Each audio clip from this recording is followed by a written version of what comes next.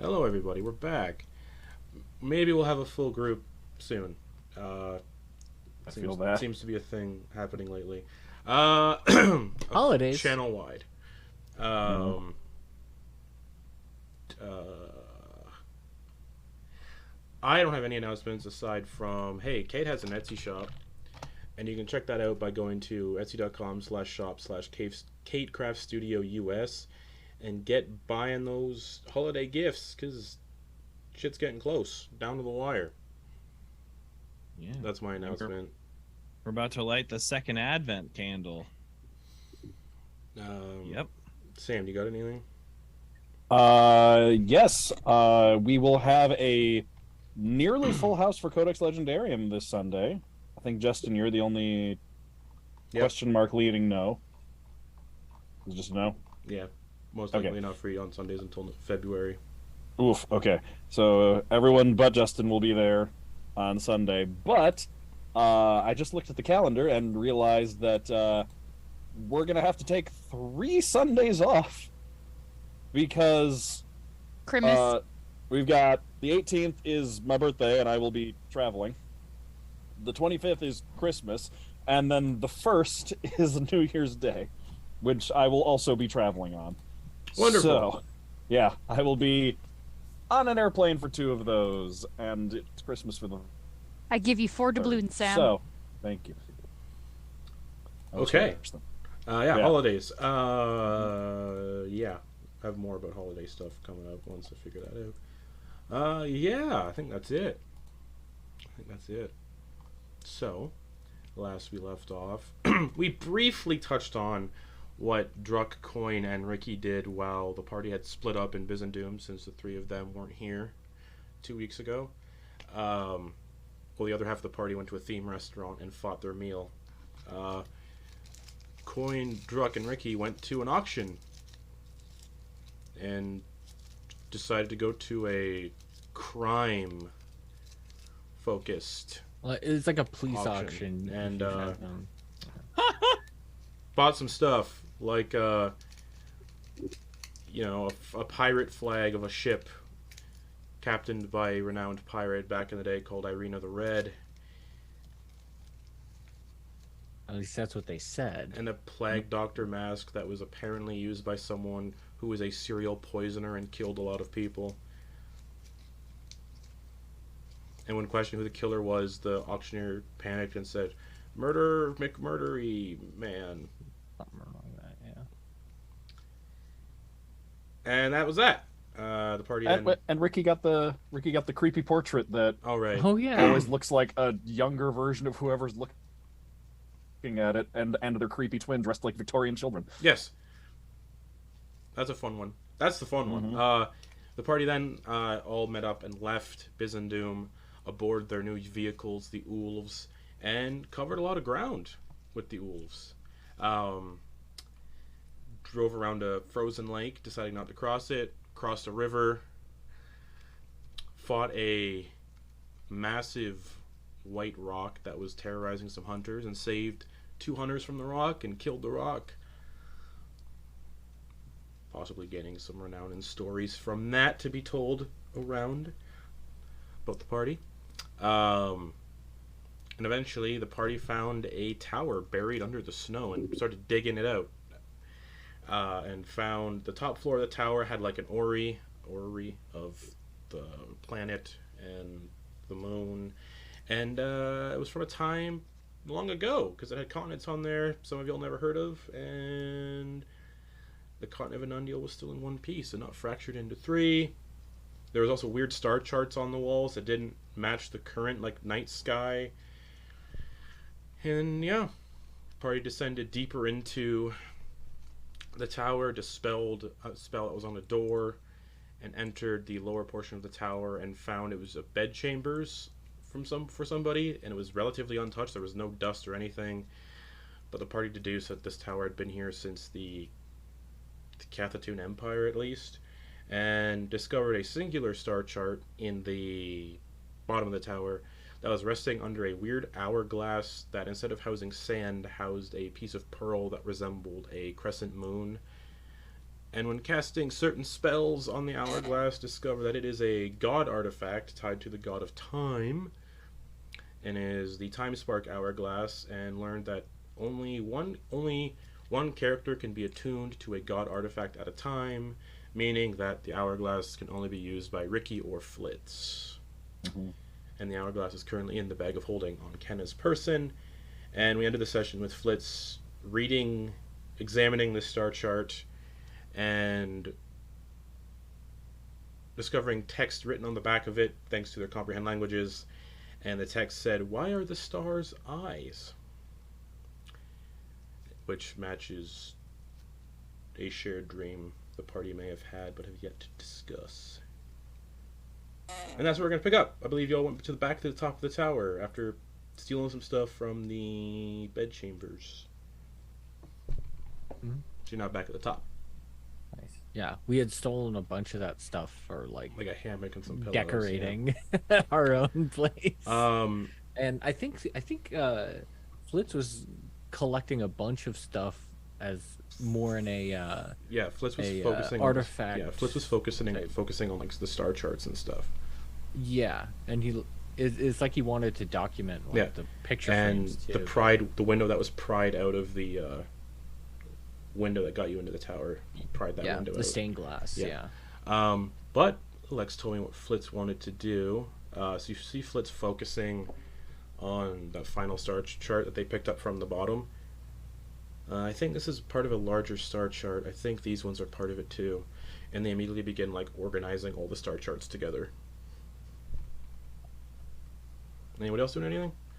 I think did anyone take the orrery as well? Because that was, you could lift that up and take that too. Yeah, he said he wanted to take the orrery.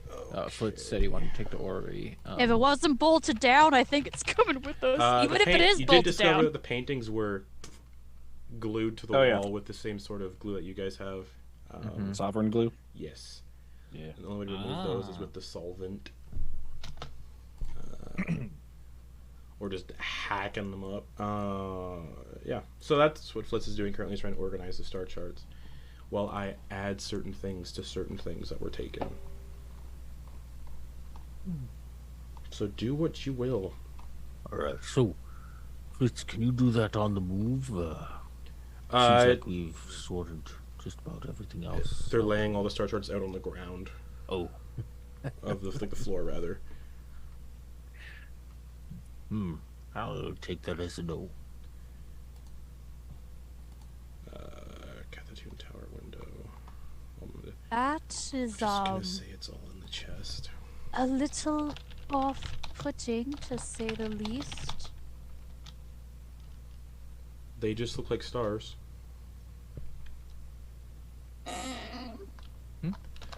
What looks off? Dax just like watching him just like tear through trying to figure out putting these all together. Dax just kind of like, It doesn't look Okay. off-putting. It wouldn't look off-putting. It just looks like they're assembling star charts. okay. Oh, I thought you said that they were at the end of last session. You said they were eyes. Yeah, to Flitz. Flitz didn't say that. Flitz was reading it to themselves, and it said, "Why are the stars eyes?" But he didn't say it out loud. Oh. Okay, so we didn't. Okay, you were saying just what Yeah. he was Yeah, going yeah. through his perspective, Yeah. not like. Okay. My bad. Anybody else doing anything? Top of the tower, windows open. Druck will go outside and make sure that, we don't get, nobody comes across us and gets to jump on us. All right. So this tower You're currently is where you are currently is currently 6 feet under the snow, and has been dug out where you found a window. The window was pried out, and everybody went into the tower. Flitz suggested last session spending the night in the tower because it's warm, and then that's about it. And you've been on the 2 floors. Turns out it looks like somebody had been living here. There's a bunch of star charts that don't resemble the actual night sky, so it kind of piqued Flitz's interest, and Flitz has been like trying to like document that. But currently, the tower where you are is 6 feet under the snow, but it has been dug out. Well, the roof is still above. The roof is still above, but where you guys are is 6 feet under the snow, and the vehicles were put into the chests as you entered the tower, just in case people came by and didn't stole them. Yeah, Drux, you can go outside, and it's about, with your passive survival skill and looking up at the sky, it would be about, judging with your also 30 passive perception. Ripes. It's about 8:30 at night, so it's dark, but the moonlight is making it not super dark, especially where you are this far out in the tundra. And with that 30, you can see basically there's no weather that's like producing your vision. There's nothing as far as the eye can see. Okay. So with that in mind, I know that under the description of the survival, can I anticipate what the weather might be like tomorrow? Sure. Give me a survival. Yeah, give me a survival. Give me a whatever the fuck it's called. Survival check. That's the word. Okay.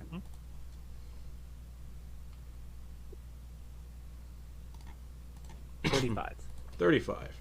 Holy shit. Well, let me figure out what the weather's going to be tomorrow. You know it exactly down to the 10th of a degree of temperature. A 35. A suit randomly appears around Druck with a tie and a microphone. There's a cameraman like, oh. A green screen appears behind I him. was just gonna say exactly. Yeah. As you can see, this warm front coming in from the east. Man. Ooh.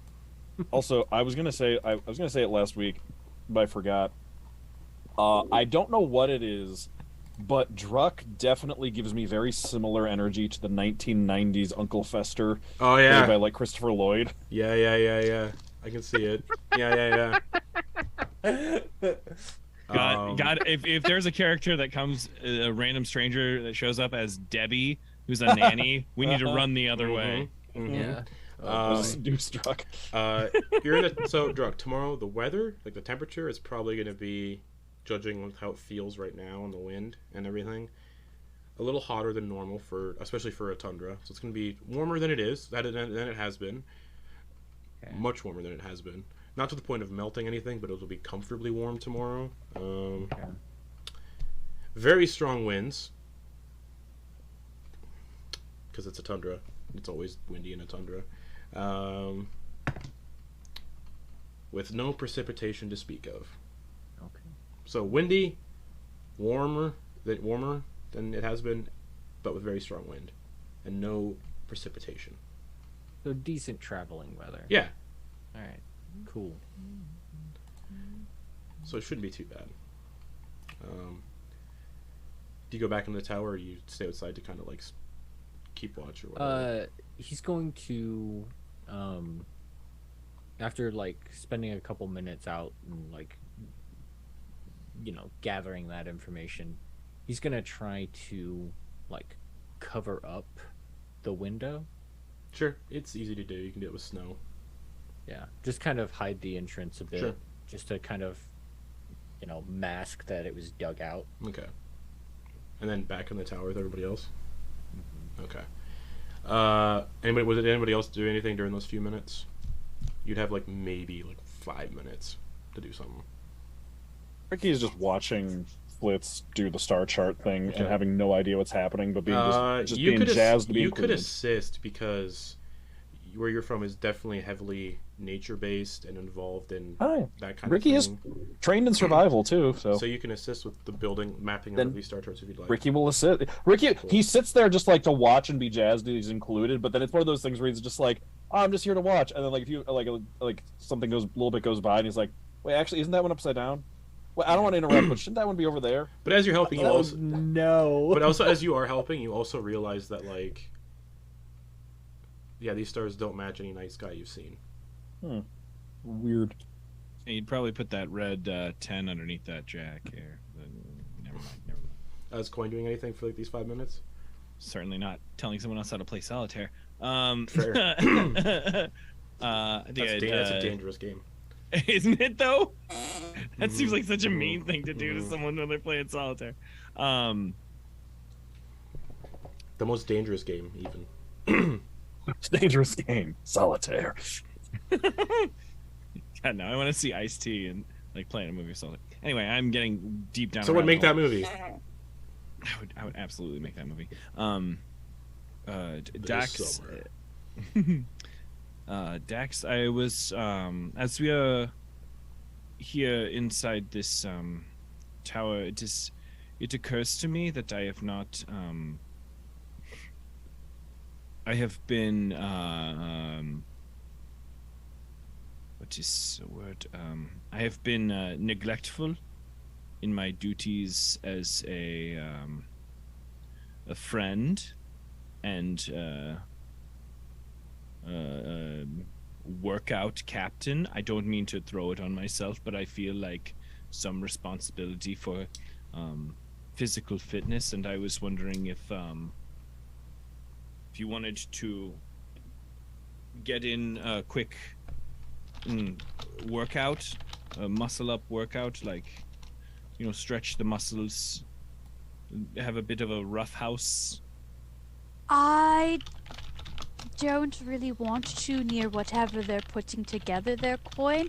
Honestly, I'd be totally fine with it later, but I'm afraid one wind movement in here from us moving and it just...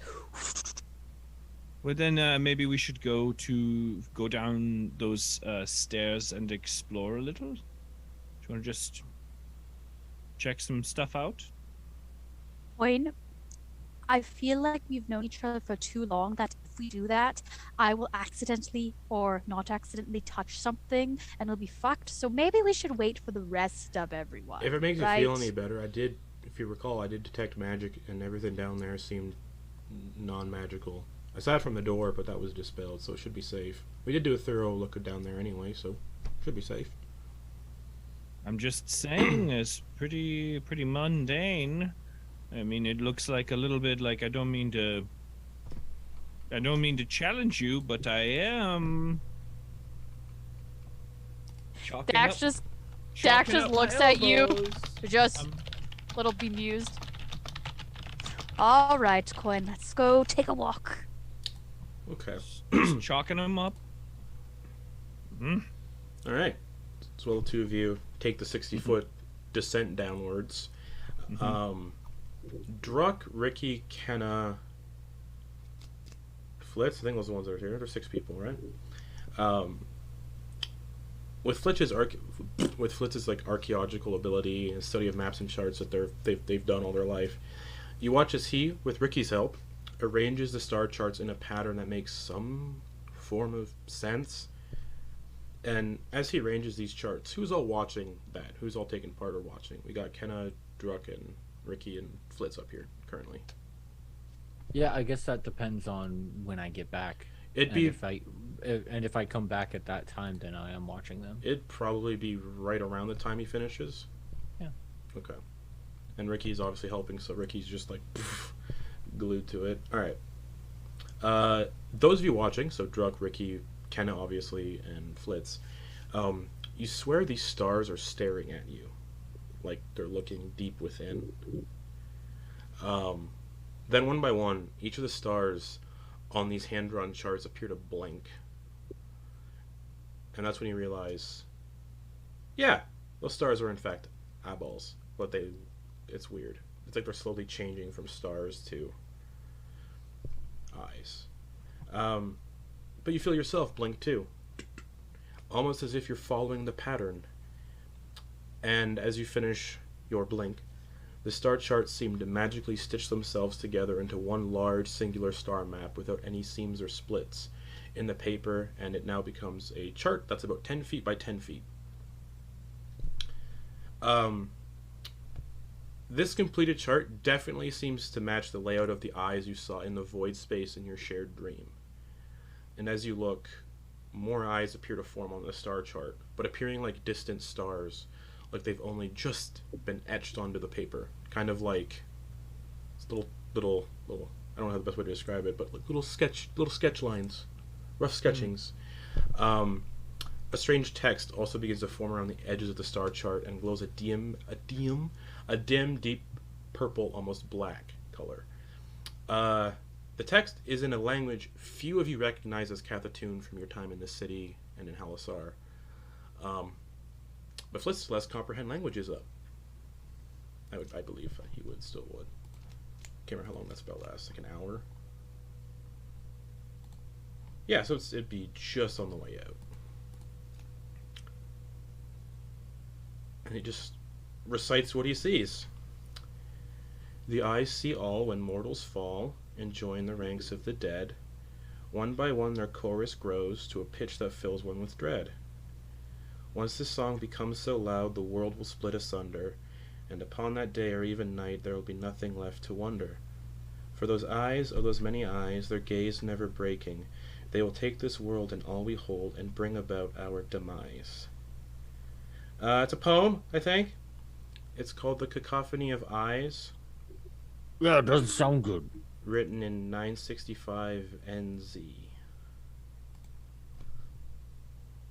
So, that seemed like some magic mumbo jumbo that just happened. Yeah. All of the pages just connected. Yeah. I'm gonna send that to Lex to see what Lex would do. Yeah. Freak out.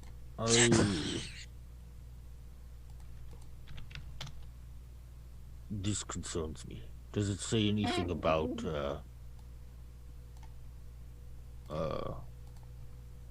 eyeballs on people? No, it's just that poem, which I will share in the group chat. For fun, I guess. What do you think this means? Because I saw this in a dream. Wait, you saw it in a dream too? This morning, right? Yeah, Kenna? Yeah, I had the same dream. What about you, Ricky? Yes, I think. Anyway, have any of you noticed anything different?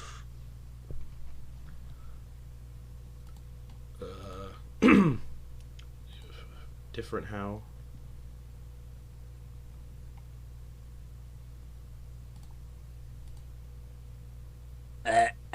So Drux sticks his tongue out and you see an eye that resembles one of Drux's eyes just on the surface of his tongue. Those people that are up here, Dax and Quoin are downstairs. Kenna will be like, whoa.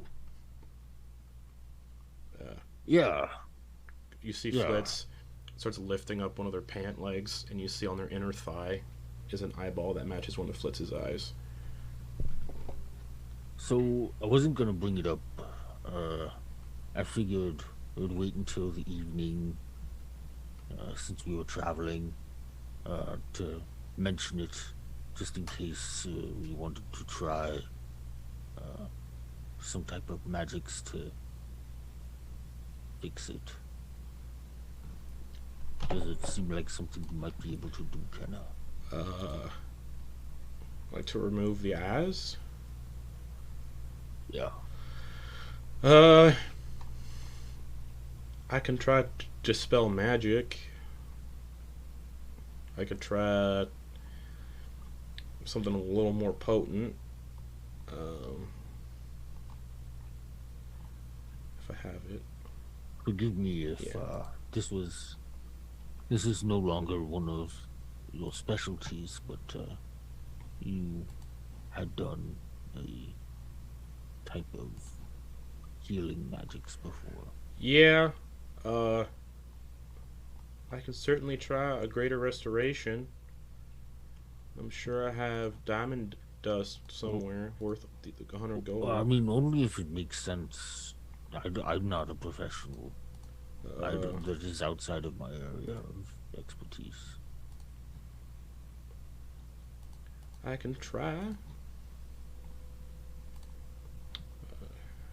They're gonna approach Druck and stick out your tongue. Stick it out.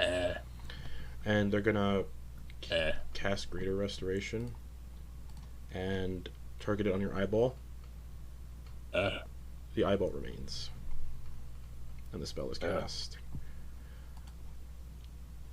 So remove one of those things of diamond dust.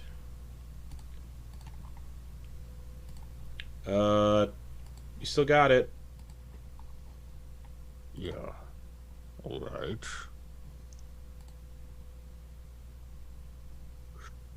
I mean, it's just one more thing, right? For me. So.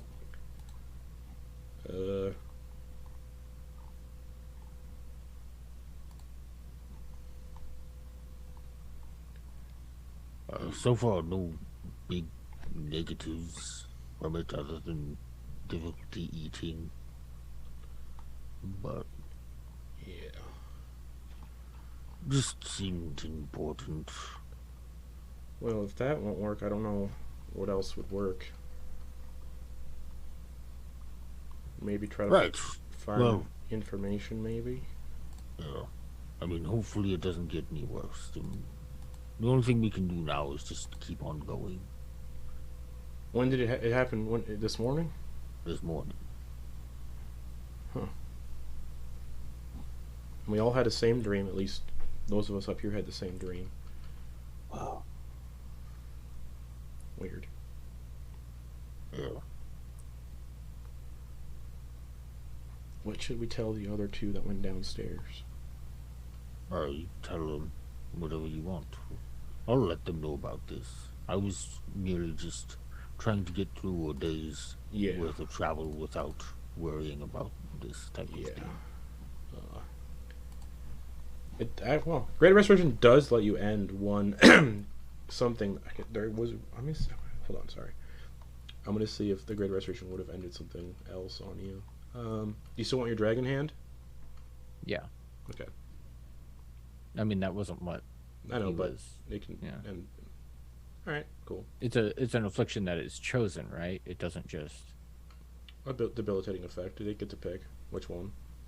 Okay. All right, cool. So yeah, nothing happens there. All right. Well, meanwhile, Quoin and Dax get to the bottom of the tower. It's only a 60-foot descent. Room is open, has mostly been cleared away. The hammock, the pillows, anything that looked nice and fancy has been taken, but the paintings are like the only thing that remain on the walls.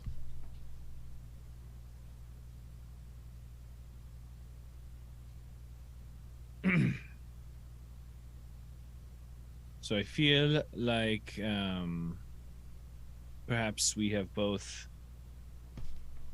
gotten sloppy.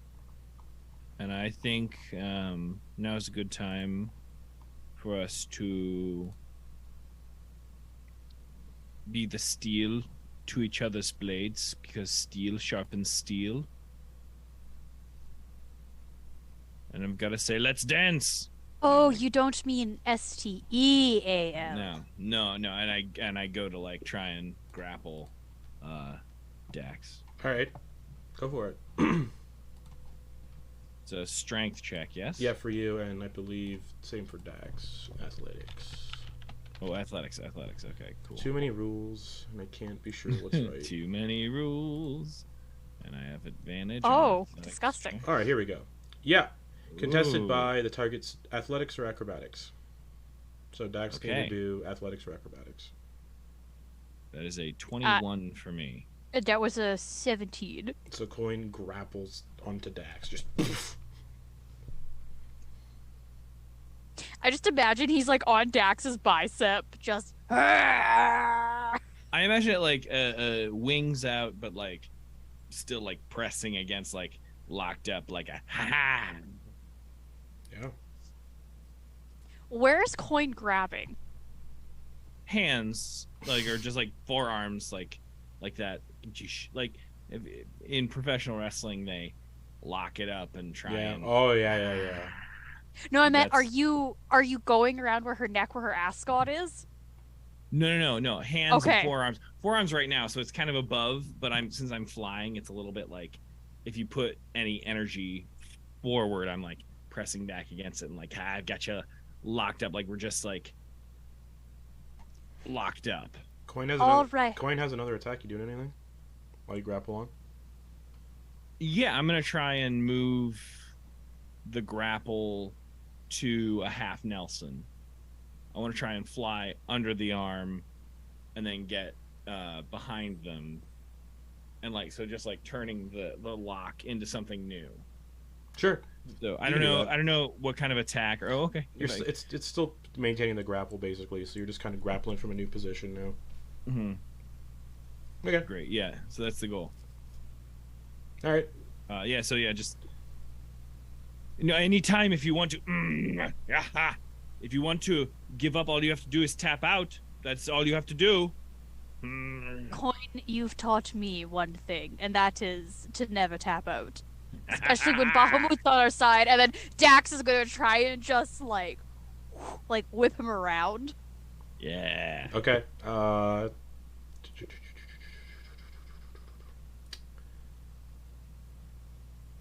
Are you attempting to escape the grapple by doing that? Yeah. Okay. So with me, yeah. You can do. Okay. So you're grappled. So you can do either athletics or acrobatics, contested by Quoin's athletics check. Yeah, I'll do athletics. Great. This is disgusting. I'm doing horrible. All right. What'd you get? I got an 18. And I got a 22. So Quoin is still. Keep in mind, I have a plus 10 Yeah. to athletics. And Quoin is still just where he was. So yeah, I imagine you grab the other arm, and instead of getting it out of the way, now I've got you, this one behind, this one over the top, Nice. and I've got them both. Ha When the hell did you become more squirmy and sneaky? I don't remember you being like this last time we tussled Quoin. Anything else, Dax? Was your action to try to escape? Your speed is 0. Quoin is preventing you from moving. Honestly, no. Dax is just kind of laughing at this point because she sees how ridiculous this is. Sure. Back to Quoin then. Uh, How loud are you guys being? reasonably. Okay, I don't think yeah. we're. It would We're not covering. I think you're gonna hear like a. Huh, Okay. ha! So that And carries then like a it to- okay. Okay, cool. Just so because Druck can easily hear it. Everybody else can as well, but Druck's just it's almost like Druck is in the room with that passive perception. Almost like he's in every room. Yeah. Oh. Yeah. Oh, what a Like nightmare. just Superman's hearing, where he just floats up there in orbit and just looks at the planet and just hears everyone at once. That's Druck. Oh god. But Quoin, yeah, it's back to you. Okay, so. Excuse me. I thought I muted for that. Sorry, Oh, there it's was a all burp good. in there. Part of the Everyone experience. knows. Everyone knows.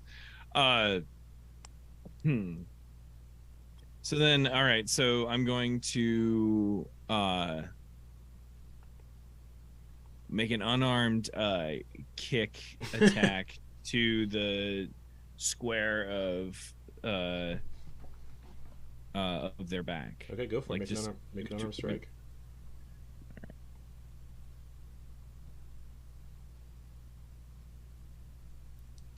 Are you dealing damage or no? I'll deal a little damage. That's 25. 25 definitely hits. Boom. So Jesus whatever Christ. your unarmed strike damage is, that's what gets dealt to Dax. 3 bludgeoning. Okay. So kicks you in the small of your back. Quoin And does. then let's go. I want Okay. to release the thing, and do essentially just kick off, push against their spine, and Beautiful. How far away are you moving? beautiful wings staying within 5 feet and floating, and So no sense. and saying, yeah. So kicking off, doing just essentially a backflip, Sure. push them down, and then wait for them to face me and just say, "Your move." You do have another attack if you want to use it. Don't. Okay. I don't. I gotta let Dax see. I All want right. to see what fire we got in Dax's All right, belly. Dax. It's like a Dax is just kind of rubbing their spine. They're just like, I didn't expect that to actually hurt. Oh, Jesus, Quoin. And they're just looking at you and they're just like, this is not how they thought this was gonna go. Mine toes are quite pointy. Let's just get the mine carver out for this. No. That's on the chest. That's just. I was gonna say, just patting the coin, knowing that you want to get the weapon. Dax isn't gonna get the weapon. Dax is It's the gonna. temptation.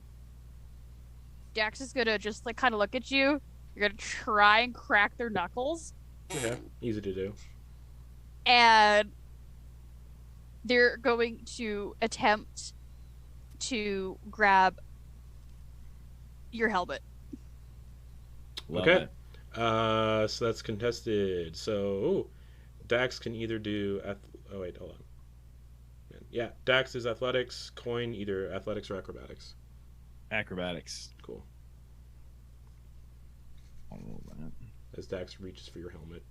Maybe this will work. Yo, what'd you get? 24. 21. Yeah, you can't grab on the coin. Just like I think oh. that's a grab onto the hand, and that's Coin's going to whip his legs around, slip the hand, but then have the wrist. I can't take an action, but I have a hands on your wrist. I think you have 2 attacks, yes? Yeah, Dax, you both have 2 Yeah. attacks, yeah. So I'm holding on to your wrist. I haven't done anything, haven't put any pressure anywhere, but I'm whipped around. So you've missed your hand. Oh yeah, let's like. But I'm on your arm, like latched onto your arm. Dax is gonna try to like. And just so you know, How- you can only grapple with 1 attack. Oh, Grappling only replaces 1 attack. Thank you for that rule. Oh, that's Fun. cool. So as he's on this arm, Dax is gonna try to move to push him forward and try to yoink that helmet with the other arm. So you're attempting to push Quoin? Just how it's going, like I'm still trying to grab with the other hand. But you can only attempt to grab once. You only So I attempt to think grab you can- once. Oh, So I think, okay. so I think Wait. you can hit. You can. I hit thought you could or replace sh- both attacks with. Like, If as you're able many to make attacks- multiple attacks with the attack action, this attack replaces 1 of them. Right, Oh, meaning you can okay. replace another one with another one of them. Oh, well, excuse me for reading that wrong. No, you're good. So yeah, I guess you can do it again. Interesting. I think it just means that it doesn't replace all of your attacks. Okay. Wait, but if you only Fair have enough. 2. Sorry, hold on. If you only have 2 attacks, then it can only be 1 of 2. It could be like 2 of 3, but it can't be. If you only have 2, then The all of wording- them.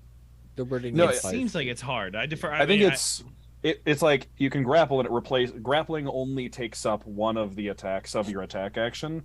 yeah. You can then do it again with the other. It's basically saying grappling isn't a full action. It replaces an attack. So Yeah. you could like do multiple things with it. Like it counts as an attack kind of for the purpose of the action All right, economy. whatever. No, but that It's like- phrasing is sneaky It's and yeah, hard. it's weird. Yeah.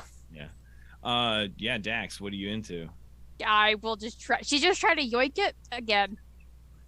Okay, Cool. so the contested grapple again then. Great. Okay, maybe this will work this time. Maybe, for the love of God. Dax, athletics, Quoin, athletics, or acrobatics. Acrobatics. I think I'll ride if you pass this. Wait, you had 29, 29. and I had 24. All right, so you grapple on the coin. Mm-hmm. You got a hand on the helmet. Then yeah, right. And then I'm riding. I'm riding your arm and holding onto the helmet as best I can.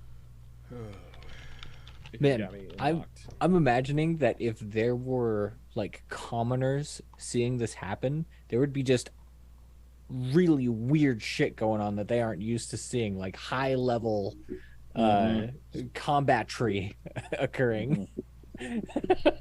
Oh, Attacked Coin. I want it. without blood being driven, Quoin has put his nails into Dax's hand just to lock in because it's on. Like it's scary when someone whose hand like have you ever seen Tony Robbins' hands, like that motivational Yeah. speaker guy? He's got almost gigantism, whatever. It's like a freaking catcher's mitt, but like that's, I imagine that kind of head on top, and so like nails are dug into the top of the hand, but I don't have any You have control of me. I don't have control of you yet.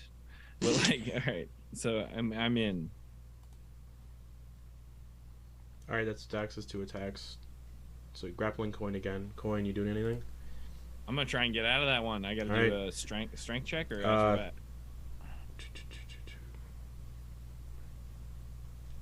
You can do either athletics or acrobatics, contested by Dax's athletics. As I have that, and I go, for this workout, let us make a deal. Next hit wins. All right. That's that's fair, Coin. Dax is still feeling that hit in their spine. So Coin's gonna try and escape, get out. All right. Athletics or acrobatics against Dax's athletics. So it's acrobatics.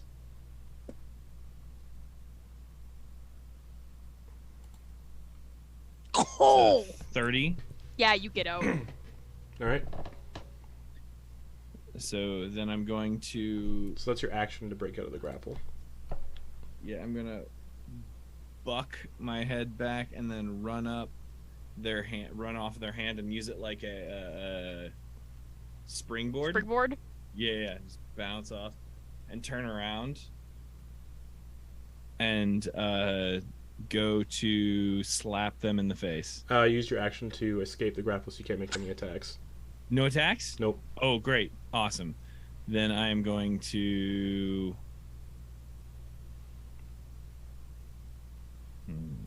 No attacks. Can't use attacks. Next was your action to escape. So you just have your bonus action and movement. Bonus action and movement. Bonus action and movement. And reactions. Reactions are a thing here too. Yeah, so... No, I am. I said first hit goes back. I'm going to buck that off, flip around, and then float and like Okay. look at them like ready. Okay.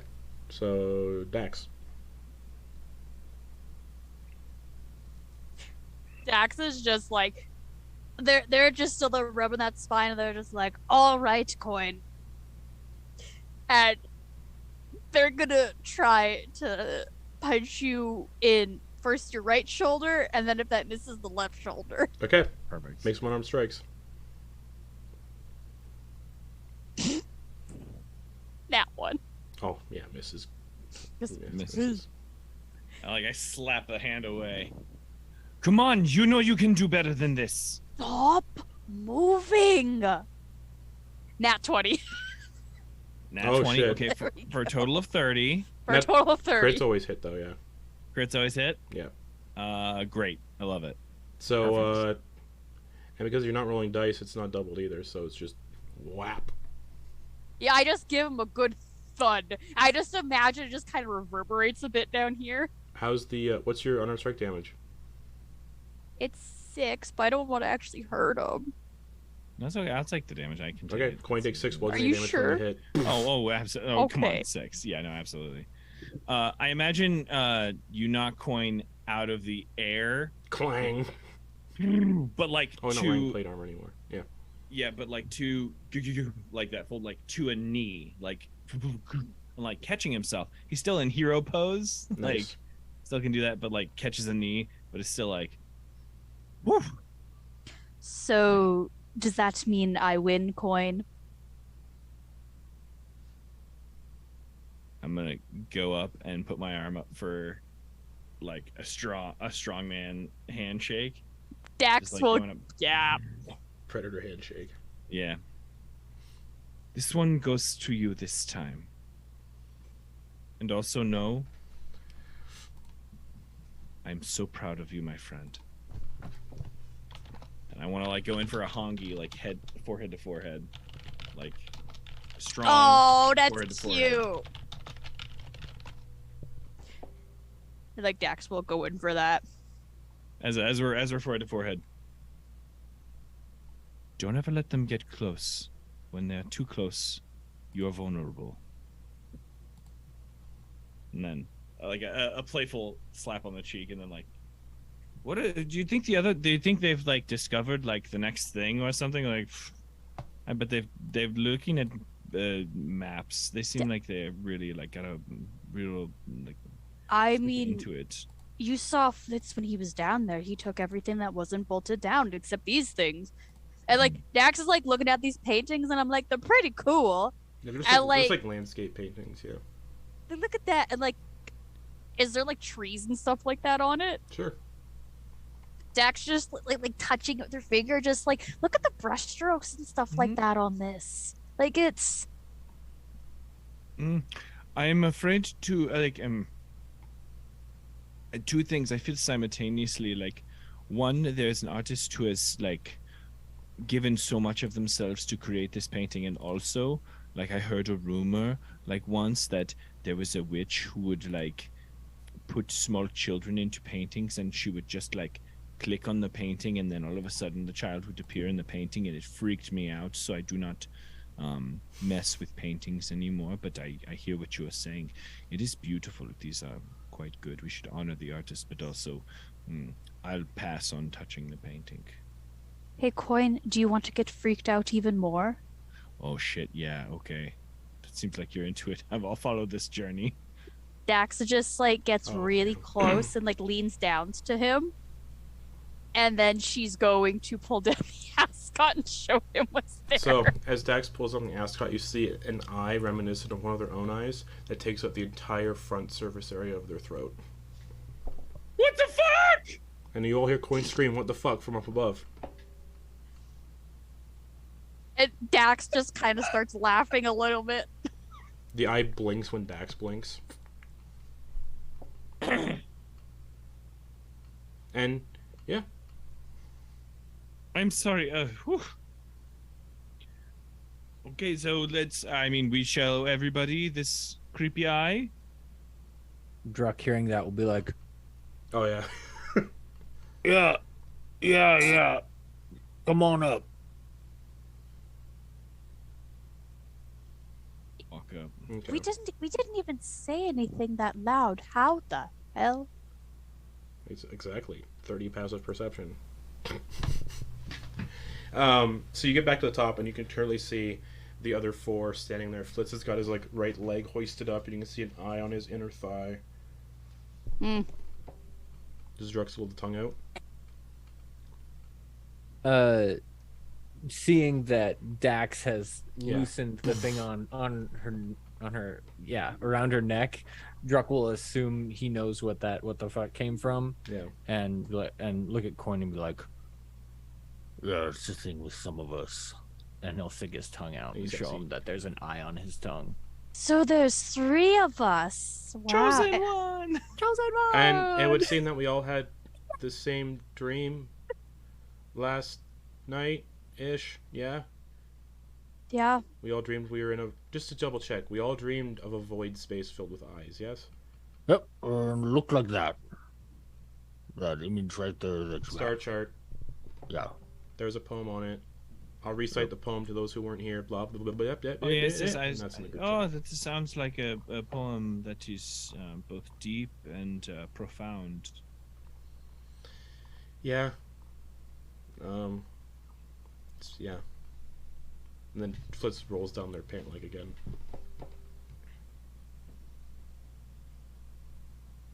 Right. So, Okay. sweet dreams.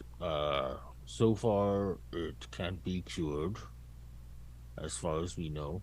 Well, Yeah, no, I tried it's- casting a 5th level Greater Restoration. It didn't do anything, and that can cure any curse, usually disease, ailment. So. I mean, for all of the curses and shit I've had on me, this doesn't seem that bad, and all things considered. And the eyes do This blink is in the- unison with the person they're on. So. This is Yeah. the least bothersome and least concerning thing that I've had happen to me recently. This Star Chart and poem are kind of an ill omen, though. And to know that similar thing is happening on one of our bounties. And it's connected because when Flitz and I were in that one library in Byzantium, we did encounter something talking about the cacophony of eyes, and the name of this poem is apparently Cacophony of Eyes. Yeah. Or so Flitz says. Yes. So it seems like the only thing we can do is keep moving forward, and when we eventually get to that bounty, we can sort this out. Yeah, we might have more Get some answers. Yeah. information. I agree. Well, let's just hope we don't get more eyes. This is easy to You hide. said it. Druck's You said easy to it. hide. And now it's gonna happen, Dax. What? I'm trying to think of things, Druck. I'm just saying. Well, cacophony is a lot, right? Like it's loud, like that's big, right? Cacophony is more like it's more described as a noise that's weird. You know when you have dry eye and you blink and you can hear like that smacking of the of your eyelids. Oh, unfortunately. That's I yes. imagine that's what it's talking about. You just hear this. The poem did mention a chorus, like a chorus. So you're saying like it's a chorus of eye smackings? I don't know. Ugh.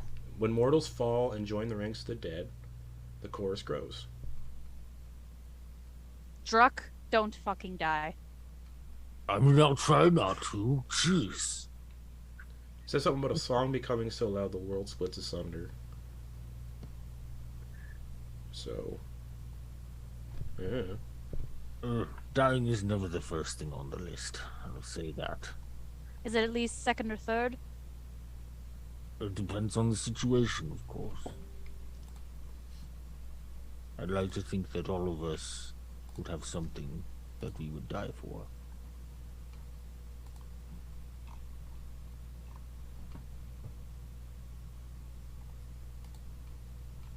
How else would we get into this hero gig, right? Yeah. I will say, those of you who have eyes, you had a 1d6 indefinite bonus to your perception skill, which was rolled, and advantage on sight-based perception checks, just to remember. Those with those with the new eyeballs have advantage on sight-based perception checks, and his wide ruck is at a 30 passive perception.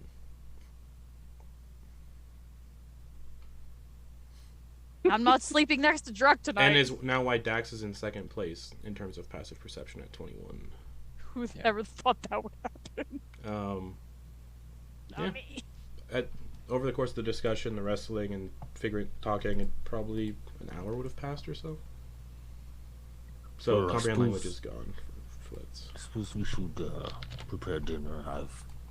I've sealed up our entrance so that it Oh, won't be visible from any travelers or beasts at night. and it saves us time from having to set up the tower and put all the furniture out, and Yes. we can just cool. What's Struck gonna make for dinner then? Let's see. Are you cooking anything? Because it is a very enclosed space with no Uh-huh. way to vent. So I'm gonna have a gander. oh jeez, hello. I just want my lungs back. If depending, we did buy a bunch of rations. Oh yeah.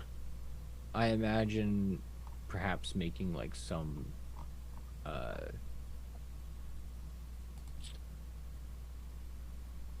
would we have been able to get anything from that rock? I know that the other guys were kind of chopping into the dwarves. You could have just pulled some meat off the bones because of the acid was helping. Sure, just to try it. Yeah. You know, get something off the thigh. Yeah, you get like, we'll say enough for everybody to eat. Okay. Yeah, and maybe you could just literally grab it; it would just come away off the bones because of the helmet, dragon helmet that made Flitz dissolve a lot of it. Yeah. Mm-hmm. Like the tendons aren't even connected anymore. Yeah, it's just like so it just just slid off. yeah. All right, he'll dress that You and can then cut around the get acid something going. burns. Yeah, he'll kind of give Flitz a knowing look before he begins any of this. Oh right, Flitz will just hop into the bottle temporarily. Yeah. And then begin the work. Okay, relatively easy. You can have a meal. And Yeah. he'll take some elements of the rations. Yeah. My guess is like some nuts and maybe some like some hardened grains. Sure. And just put them in like there with some water and kind of make a boiling Cool. soup stew. Alrighty, cool. Alright, you can do that pretty easily, and then Flitz will pop out of the bottle once he senses enough time has passed. And just start eating some vegetables and blueberries that they've been gathering while traversing the tundra. Right, sit up, everyone. Should be a good travel tomorrow. Skies are clear. Windy, but clear. Flitz will mention, looking at the map, we should arrive in Ingwald tomorrow, relatively early, so... Good. Perhaps we can get started on that bounty. That Same is day. hopefully the plan, yeah. Knock one out. Yeah. Nope, wrong word. Yeah, knock one out. Don't crank one up when Druck is around or around the corner. Oh god, No, we could all yeah. just. We could just. 30 passive perception. Plus, with those Use arms, he could just reach around that corner. Stop. Yeah. That's funny. That's, good. That's good stuff. No, if we all just crank one out together, like is that the worst thing? Or It will be doing, the Faust and we the doing Furious. we doing a group masturbation scene? No. Don't threaten me with a good time. Oh. Everybody roll sleight of hand checks. No.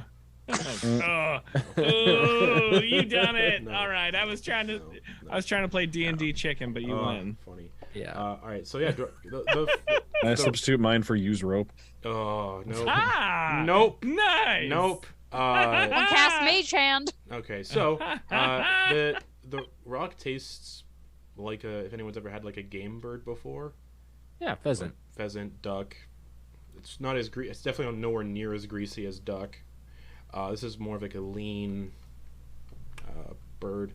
Can be served a little pink, like some game birds can. It has a very irony, meaty taste because its diet is a lot of And it's dark meat yeah, from the legs. and eats a lot of horses and people. So the taste generally reflects of what the animal eats.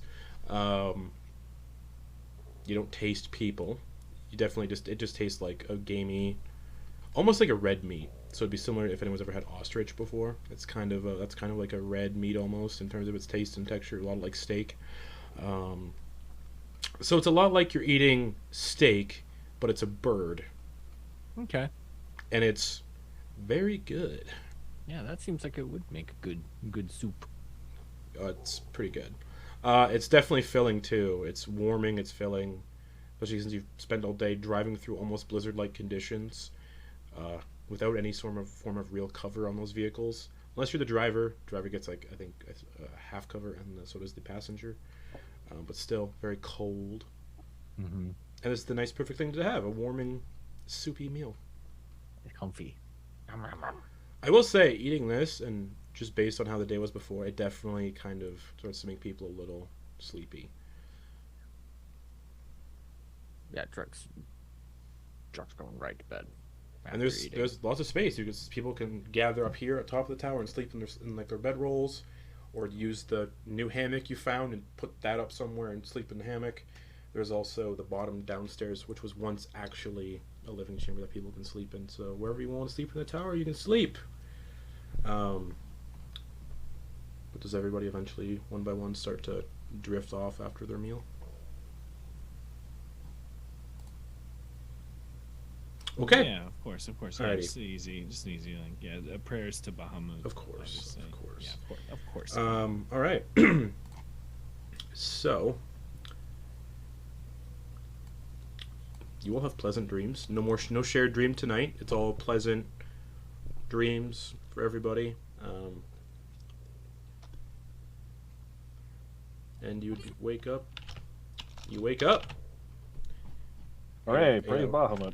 You wake up. You all successfully survive the night. No one dies in their Yay. sleep. Woo. No one's playing an elderly character with that possibility. which I think is a funny possibility. This is like a... If it's... Okay, never mind. I'm gonna keep that to myself because that seems like a fun idea. I want to play a character that has to make con saves every night to see if they die in their sleep. Yeah, watch it fail the first time. Perfect. First night, new character. Perfect. Yeah. It's funny. I like it. All right. And then introduce the real character that I was going to be playing. Anyways, cool. So, you all wake up on a brand new day. There is no sunlight to speak of because the entrance to the tower has been... But, you know, no one wakes up during the night to go pee. You all have very well-maintained bladders. You all wake up at the same time, relatively. One of you trances, but we're just for simplicity's sake, everybody gets up at the same time. Nothing is more metal than a well-maintained bladder. You can hear the wind Drink outside, water. though. You can hear the wind just outside. Oh, cool. All right, let's get going. Huh? Sounds good. Hey, Kenna, Yeah. Limber up. this might be a really dumb question. All right. I was more enamored with just all the goings on with yesterday. All right. The paintings on the wall down there. Yeah. Why do we know it's sovereign glue? Because I have sovereign glue. So I was thinking about this last night, and I was just kind of like, because I still have that chime of opening on me with Oh, 3 charges. That wouldn't work. You need universal solvent or a wish spell to remove that glue. I just thought for some reason if it wasn't if it was a door or something instead. That's why I was. If like, it was a door, for sure no. Druck and our Wands of Secrets would have, or whoever has the Wand of Secrets. I know Druck has one. The Wand of Secrets would have revealed if there was a secret door behind anything. Oh, okay. Because Thank Druck you, was Kenna. playing with that thing all throughout the tower, like pointing at everything. Yeah, so that would have. I wasn't sure about how that thing worked with him. Yeah, that would have revealed any secrets, I think. Thank you, Kenna.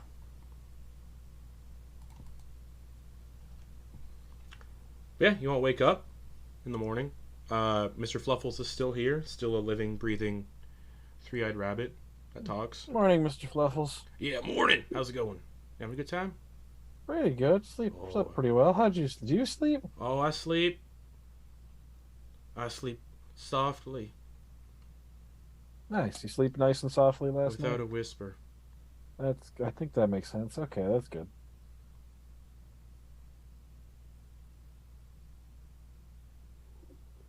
But I hear all, and some of you look real comfortable when you sleep. That's good. That's nice. All right, I'm gonna go up there and have a look around. See Okay. if there were any beasts around here. Okay, so you He's gonna dig the snow climb away. her up. You come out of the den like a polar bear. You look around. No animal tracks. Cool. Just the wind. He's gonna get up on top of the roof.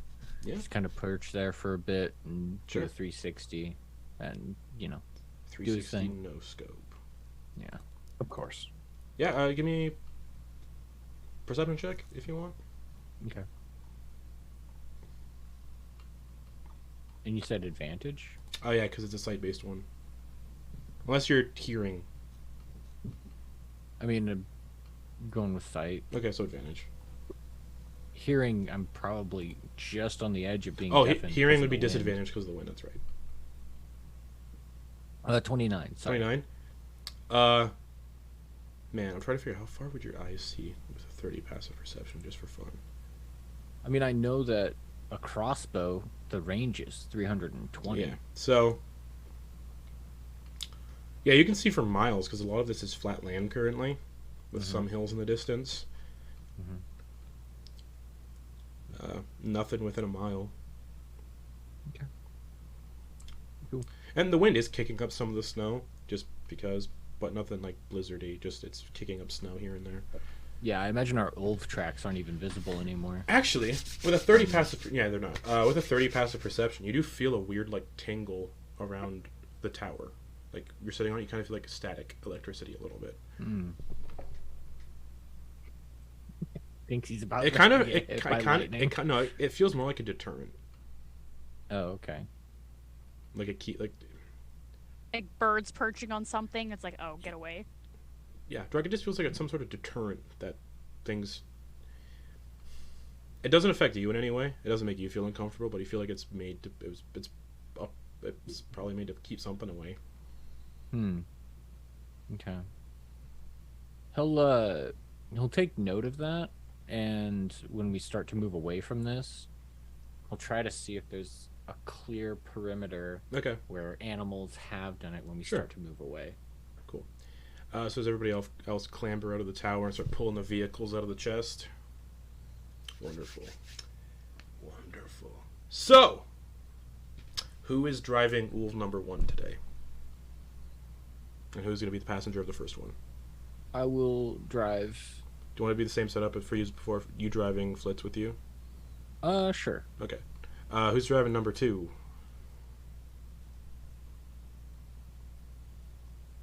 I think we said Kenna would definitely be wanted to be a driver last session, so Kenna would be driving number 2. And I'll be Kenna's marksman. Okay, I think that's the same as last time too. Yeah. Oh, nice. So Ricky. Oh no, I think you Ricky. in the back I think with me again. Yeah, Ricky was with Dax because you guys got pinned under the rock. That's right. Yep. So who's driving the third one? Ricky, do you want me to drive this time? Do you want to swap again after? No, you can go ahead. That works fine. That's a good idea. You should drive. Excellent. Alrighty. I better grab my document where I'm keeping track of fuel. Justin is gone. This is how we defeat the Dungeon Master. Yeah.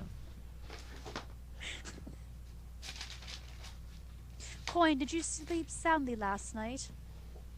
You know that I just I fall asleep and I think of the great wings of Bahamut engulfing me in like a both glacial and warm hug, if you can imagine, like being the most intensely chilled while still feeling a bit warm. It's like have you ever like in the middle of winter, like opened a window in like a snowstorm while you're in your bedroom that also has a roaring fire? Yes, So I you have, Quoin. Yes, so it's like there's cold air, you're breathing, but a thick blanket is on top of you. So you're like cozy, but breathing cold air. It is bracing, but like just absolutely perfect. That is what I went to sleep thinking of with Bahamut, and I wish to have the internal. That is what every day on Celestia, the Mount Celestia, is like with Bahamut. Oh, I thought you were going to go to sleep knowing the fact I kicked your ass yesterday. Okay, well that is one. You okay? One. That is the score. 1-0 currently. We start now, and we'll keep track. And Dax gives him like that bro like chin nod like. As Druck is like putting on the goggles Yeah. for driving. Passengers can have wear goggles too, just in case. Yeah. He's like, if we see any more of those rocks, we should definitely take them out. They are delicious. Try to save more next time. Yeah, all right. You hear that, Flitz? Flitz is like right next to me. Yeah. All right. So, you all clamber into the vehicles. Passengers get into the sidecars. Yeah. Drivers get half cover. Passengers don't get any. That sucks. Oh yeah, wait, no. Weapons are attached. Passengers get half cover because of the massive harpoon launchers on the side that you guys got. Cool. Alright, so everyone uses a bonus action to turn the engine on. I got it wrong. I said action last week. So everyone uses a bonus action to turn the engines on. And set out. Alright, cool. Driving along. Ow. Anyone doing anything fun while driving? Any tricks? Any stunts? Drug is going to keep in mind the feeling that he felt and look to see if like tracks or like a convergence happens in the distance to where like that might highlight that this feeling would have a range. All right. Cool. Keeping that in mind.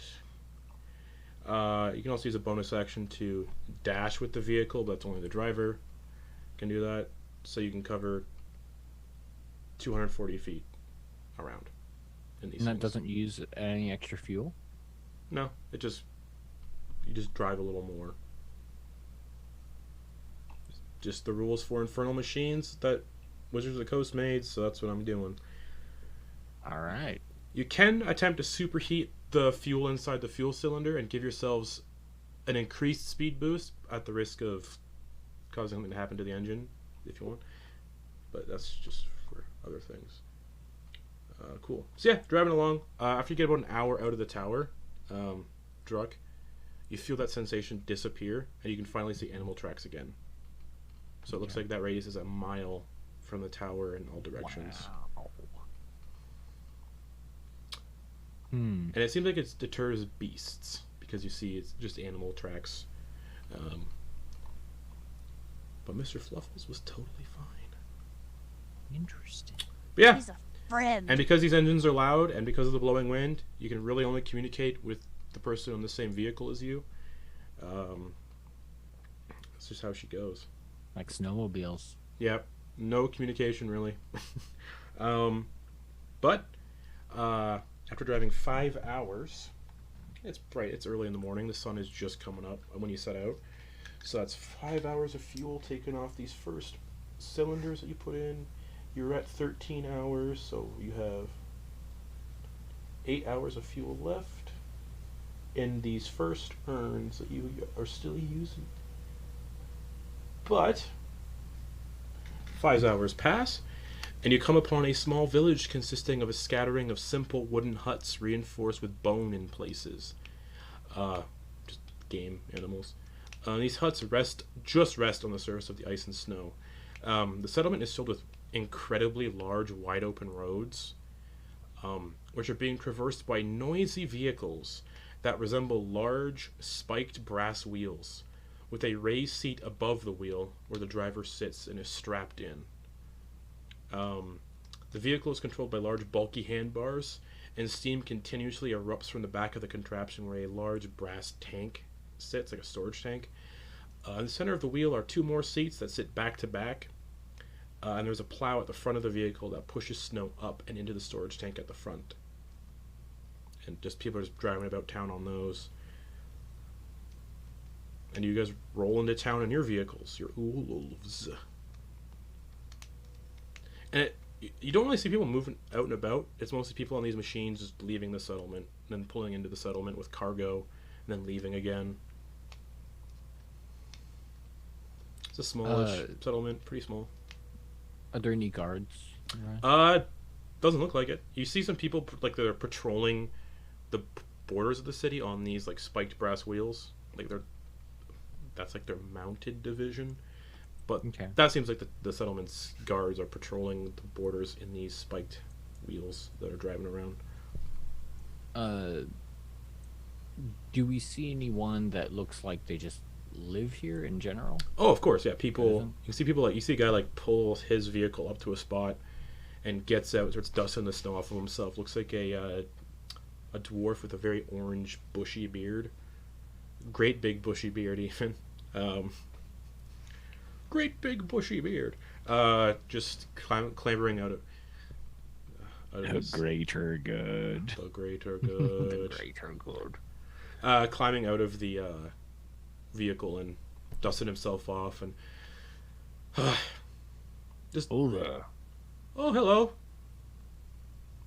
Oh, you got wolves. Most people don't drive wolves around here. That's interesting. Well, here. How may I help you? We hear about a stolen snow scrapper. Do you happen to know where we can find Ezra Bergamont? He's usually spent his time drinking at Frostbite's Respite. It's the singular tavern we have here in town, and he gestures a couple buildings away. Just look to everyone else.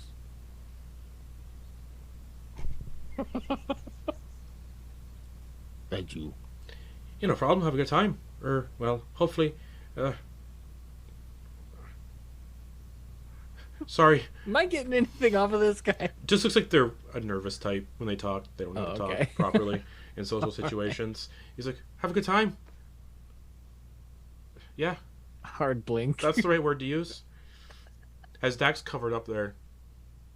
Okay, good. All right, so you I can. don't want it to crystallize and dry out too. Yeah. All right. So he's like, well, have a good time. Yeah. Alright. I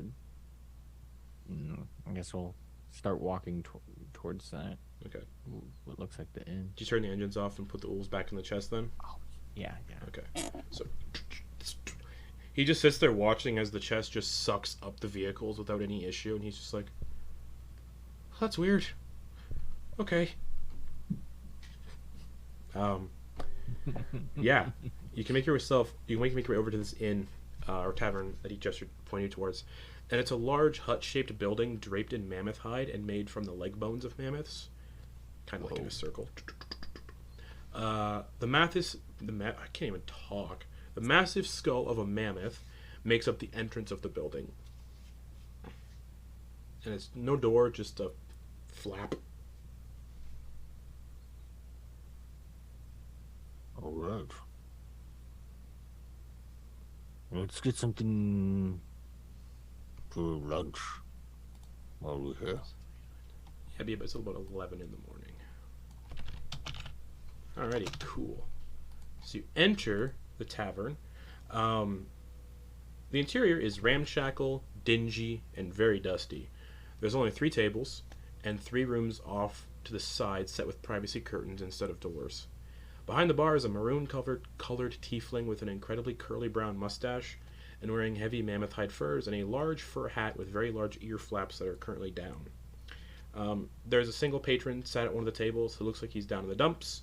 It's an older-looking Dwergar man with a mane of thinning white hair and a rough, dirty, unkempt white beard. His left eye is cloudy and riddled with cataracts, and appears to be wearing a roughly made tunic made from various animal hide and a pair of thick, woolly breeches, and is currently nursing a very large mug of a steaming liquid.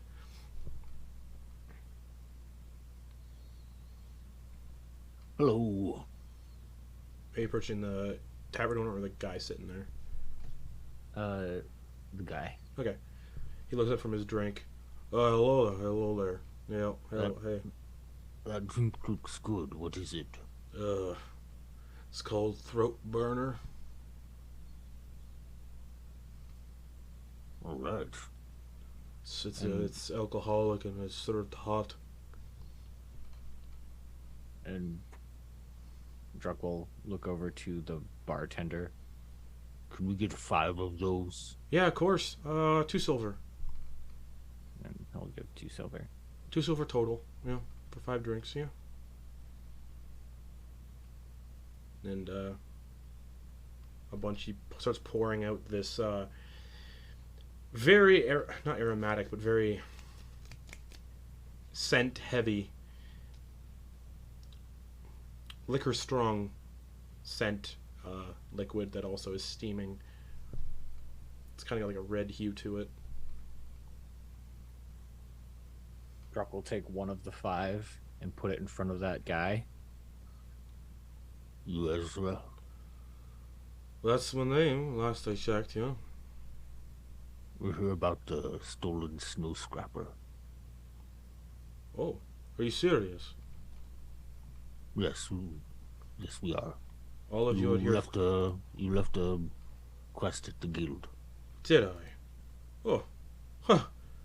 Well, and you're all here at the help, all of you, even that one? And he points to the rabbit. Yep. Oh, okay. Well, I know where it is. The scrapper. Yeah. Takes a big All sip right. of his drink. Was stolen by a gang. The gang resides 10 miles east in the Shard Snow Gulch. Have they stolen anybody else? Oh, they steal stuff all the time, and they're like, oh, if you want it back, you can race us for it.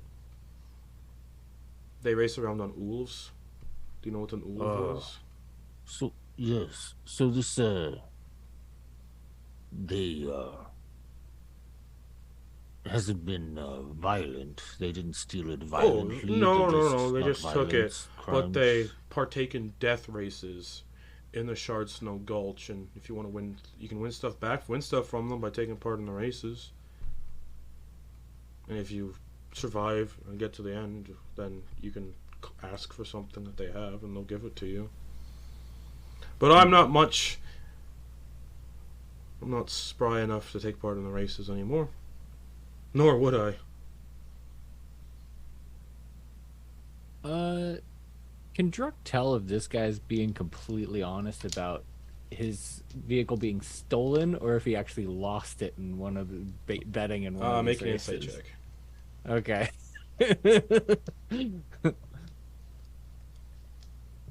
That's a 29.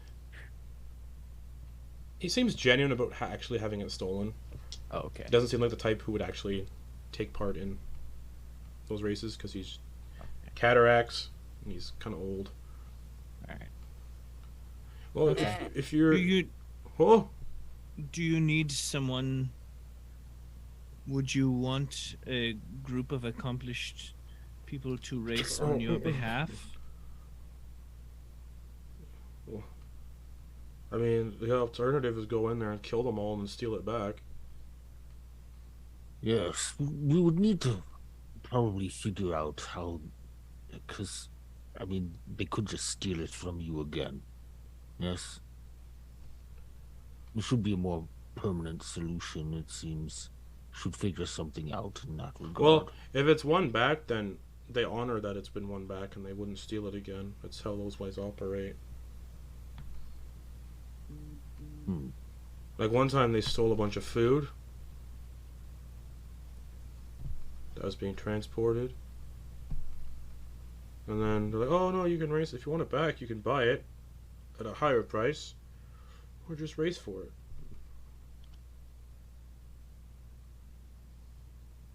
Alright. But that's how they do business. They do the death races. People take part for fun sometimes. Well, they are called death races. People do die in the races. It's kind of a given. Alright. You said they were 10 miles to the... Yeah, to the east from here, in the Shard Snow Gulch. Not hard to find.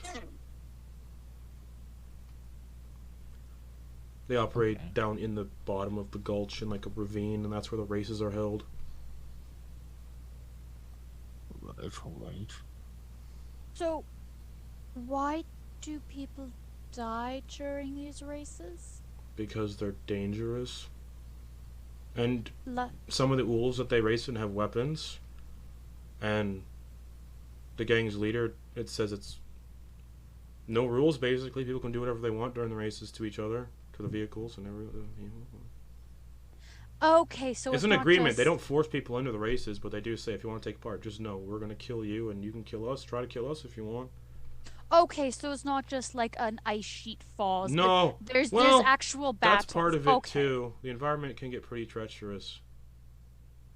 And sometimes the Yetis of the Gulch tend to wander into the races from time to time and fuck with people.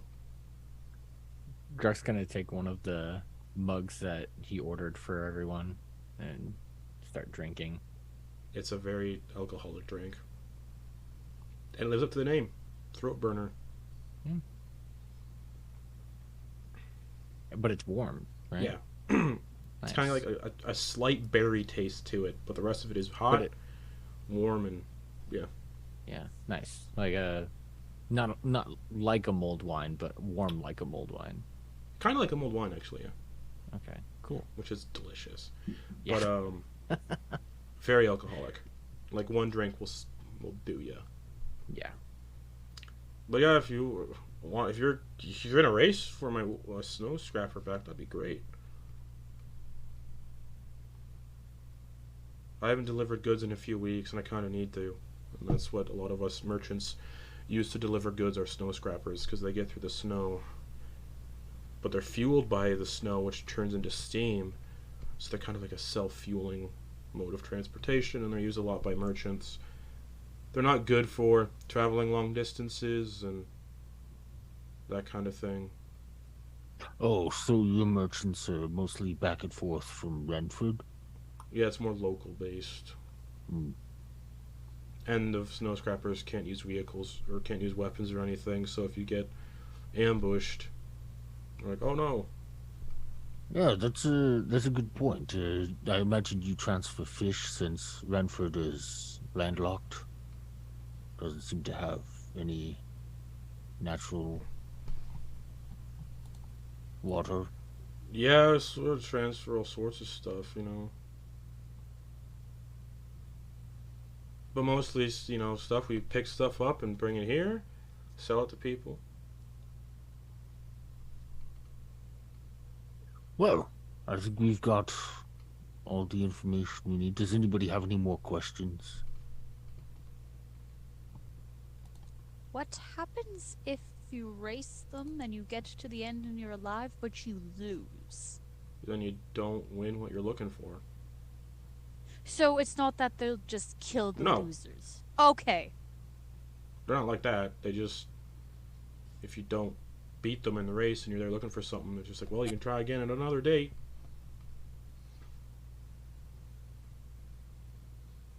But again, like I said, people die during the races because, people come strapped. So, do you have any questions for us before we go? Are you trustworthy? Do you get your jobs done? Do you have like 100% success rate? We have I would say we have 100% success rate, but perhaps not 100% satisfaction rate. Perfect. I'm drunk, so who cares? I'll forget. Anyways, so it's fine. All right. I've watched the race before, though. Do they have many spectators? No. Unless you count the Yetis, when they stumble upon the races occasionally. Well, it's just how it goes, They used to race all throughout the tundra, and then they're like, no, we want to ensure the track is of our knowledge, and we know the track well, and they settled in the Gulch instead. Are the Yetis always hostile? Oh, yes. All right, so no reason to be passive when it comes to that. If the Yetis attack during the race, then yeah, the Yetis just... They usually, from history, they usually stay on the very top of the ravine. You guys would be at the bottom racing, and they just hurl massive snowballs down at the people taking part in the race. It's kind of like that scene in The Phantom Menace when they're racing their...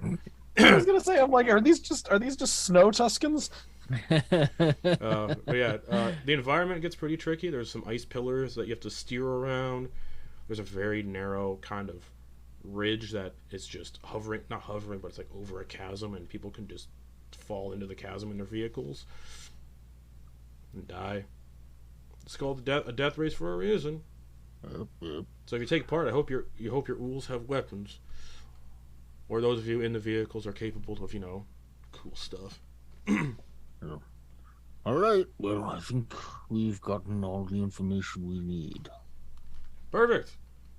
It's only 10 miles east. It's hard to miss. Don't recommend driving drunk.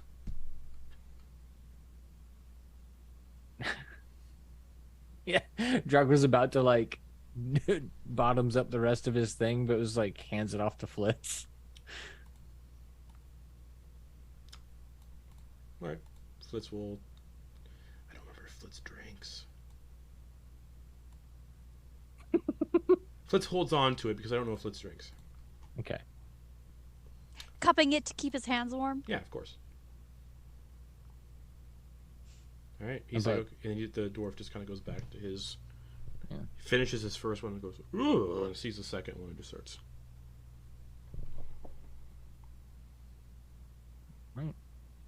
Oh, they. Oh, sorry. If no one wins the snow scrap, they tend to scrap them for parts. They scrap the scrappers. Yeah, for parts. How do you know if yours hasn't been scrapped yet? Oh. Then win me another one that's there. All right. Yes, that sounds like a fair trade, I suppose. Absolutely, and he just passes out. Head hits the counter, just poof. Yeah.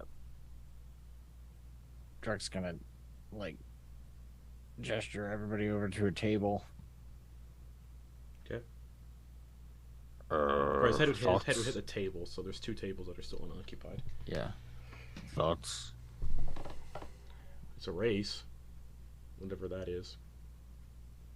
I don't know. It could be fun. Who would enter? I think we all would. Otherwise, it's I mean, going to be a very long encounter where no one's doing anything. Yeah, but if we all entered, that would increase our chances. We could Well, watch yeah. each other's backs. Yeah.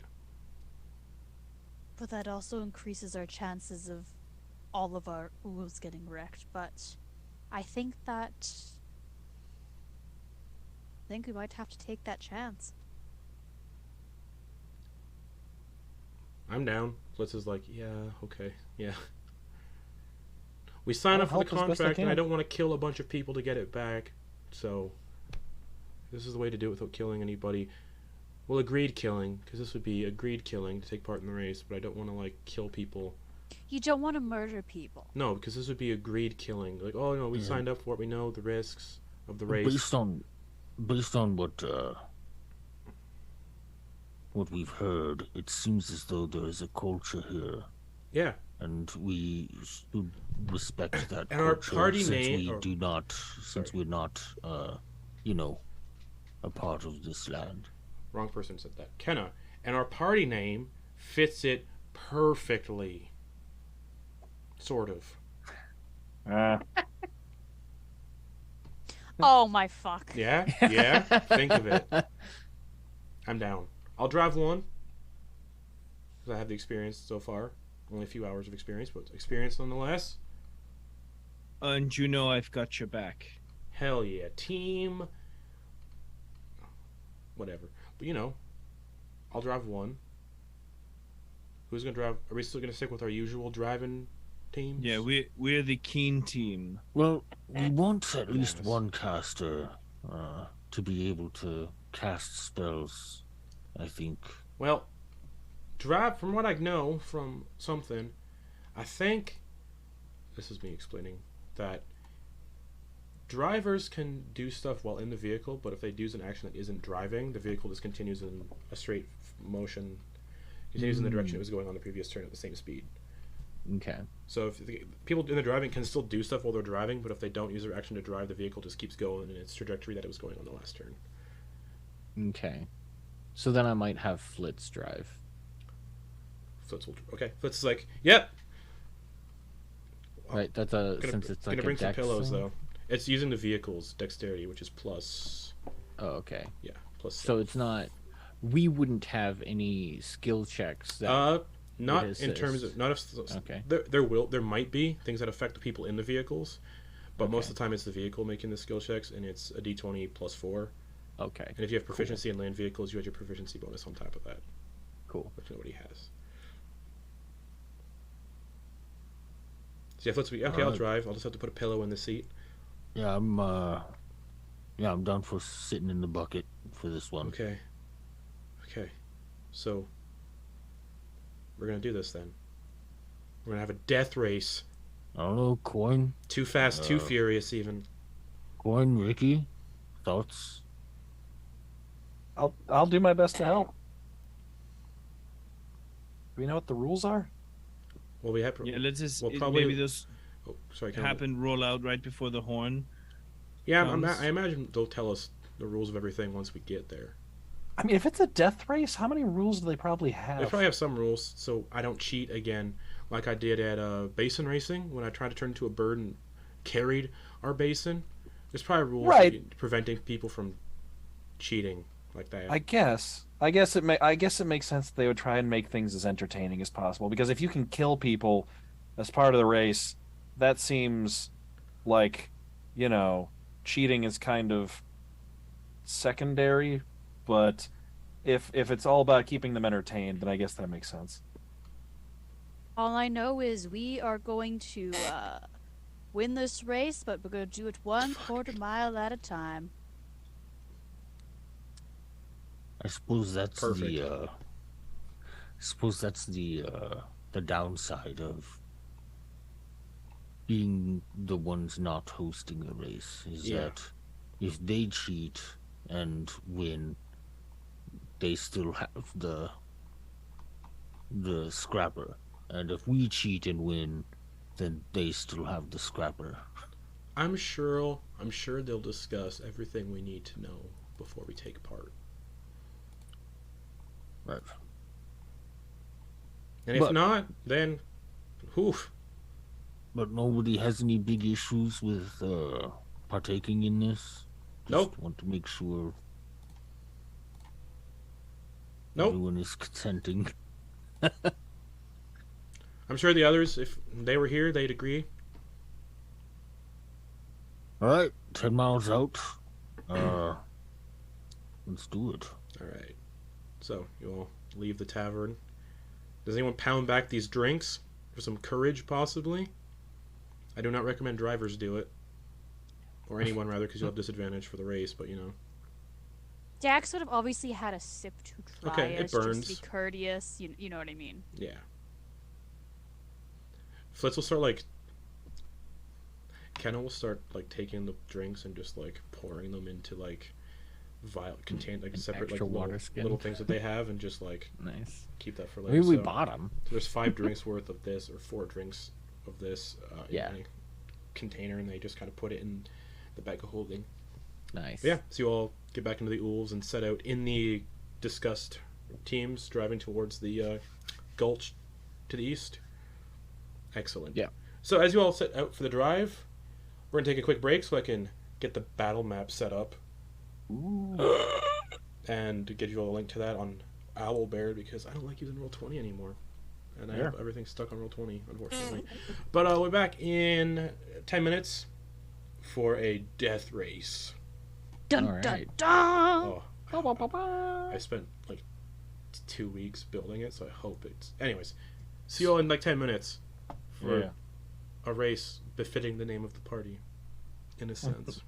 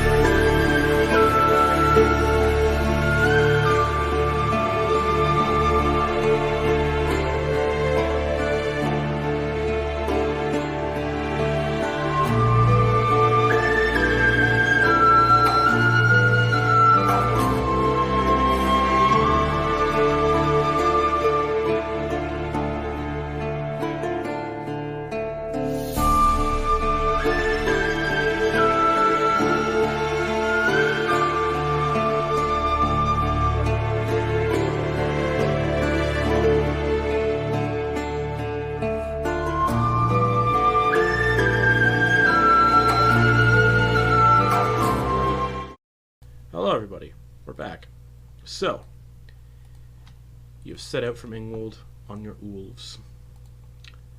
It doesn't take long to drive 10 miles because these things can do 12 miles an hour. So, Nice. driving the 10 miles east of Ingwold, you descend down a snowy slope into a deep, jagged ravine. Massive spires of jagged ice jut out from the ground at various angles, and small wooden platforms have been built into the spires, where numerous humanoids of various lineages sit and stare out at you all. You can see a large gathering of Ulvs set up, currently in the process of being repaired, modified, and tinkered on by various people. Strolling about the gathering is a 10-foot-tall, blue-skinned ogre-like creature with hooked tusks and covered in tattoos of bloodied skulls and shattered bones. The ogre has a mane of long black hair that falls past the shoulders and falls across the face slightly, wearing a series of extremely heavy mammoth furs, with a large black powder rifle slung over his back. As your vehicles approach, he turns towards you all and unslings the rifle. Well, what can we do for you, wanderers?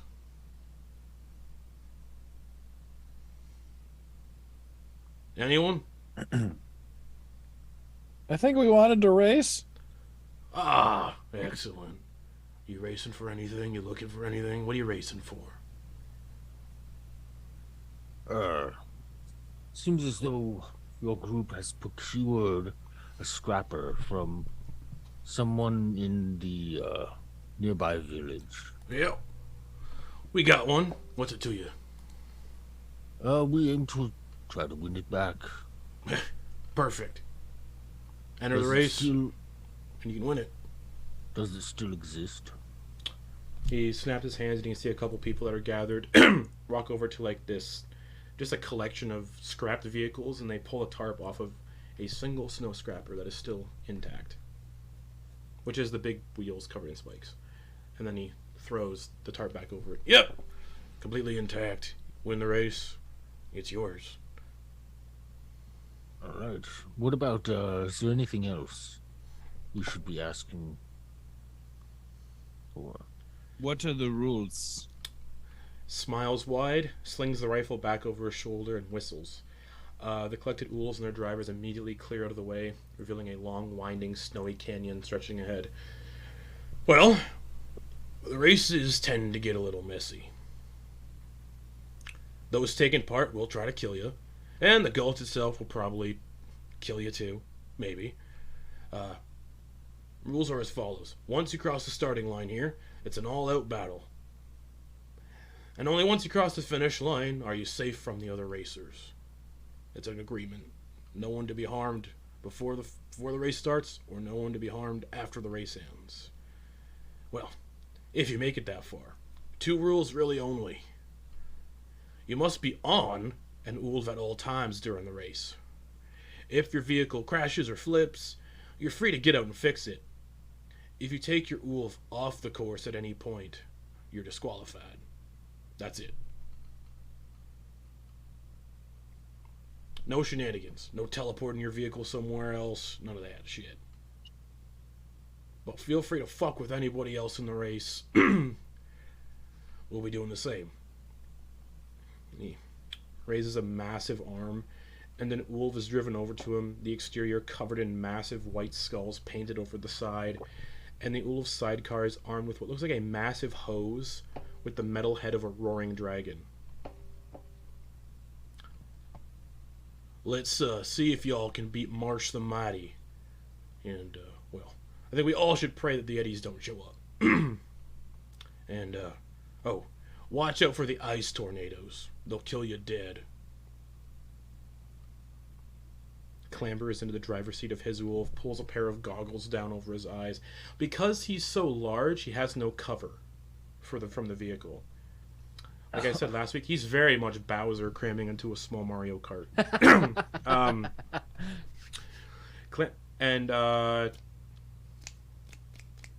Anyone here proficient in history? Or Arcana? I think only Flitz is. People aren't here? Okay.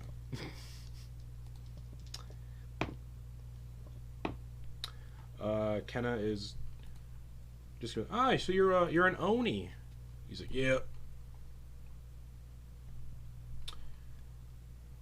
So he's a magical ogre. Clambering into the sidecar of his Ulv, you see a deep gnome in heavy furs, complete with a hat made from the head of a bear. Clambers into that sidecar.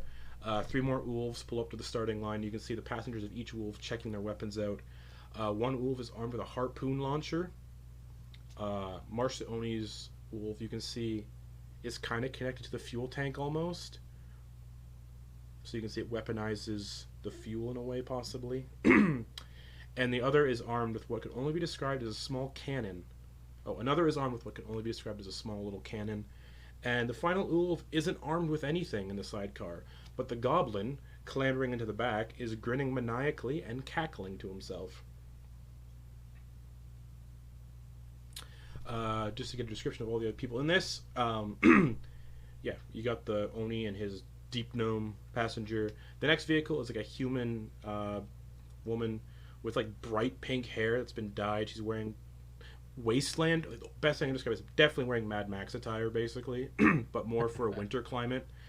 In the back is a Thrycreen, a mantis person.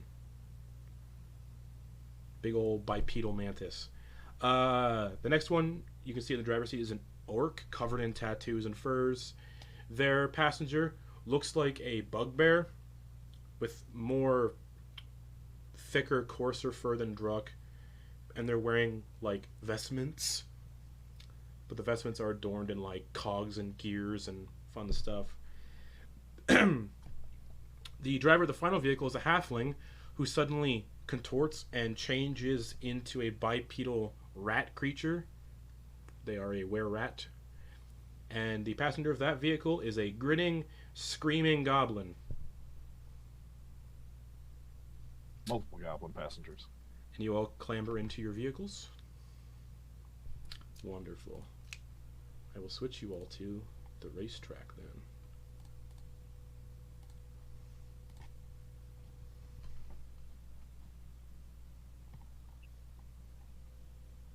I think everyone... Can everyone see the racetrack yet or no?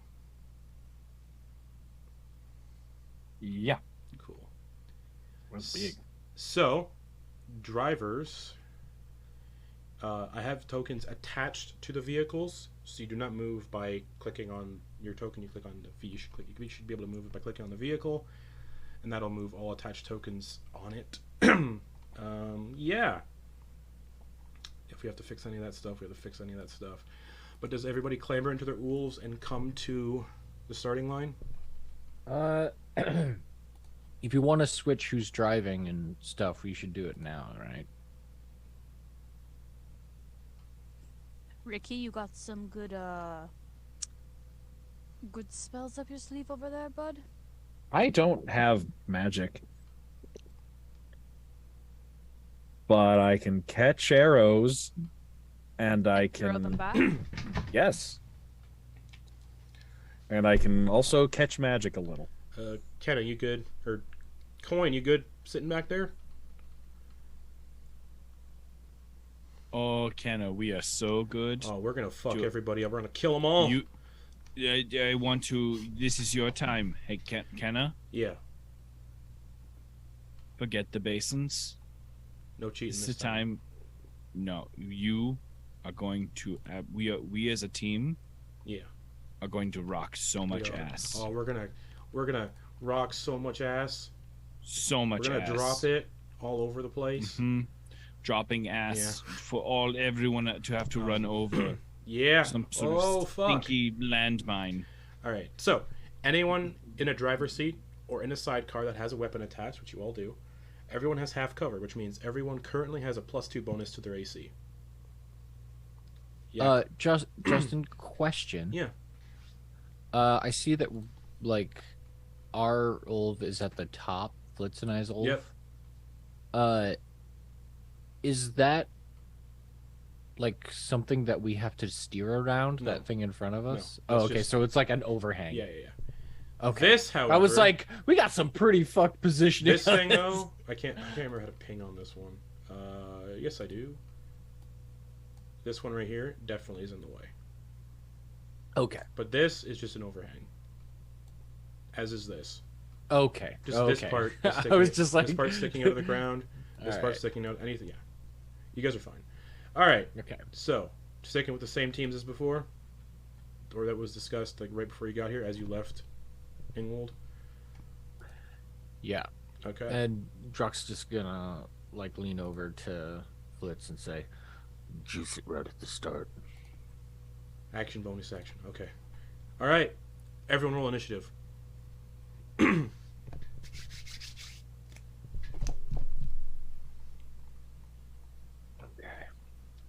I'll control the vehicles where the where the current players aren't here or aren't driving. "Oh my god." Well, Druck definitely goes before Ricky. Cool. Quoin, what'd you get for initiative?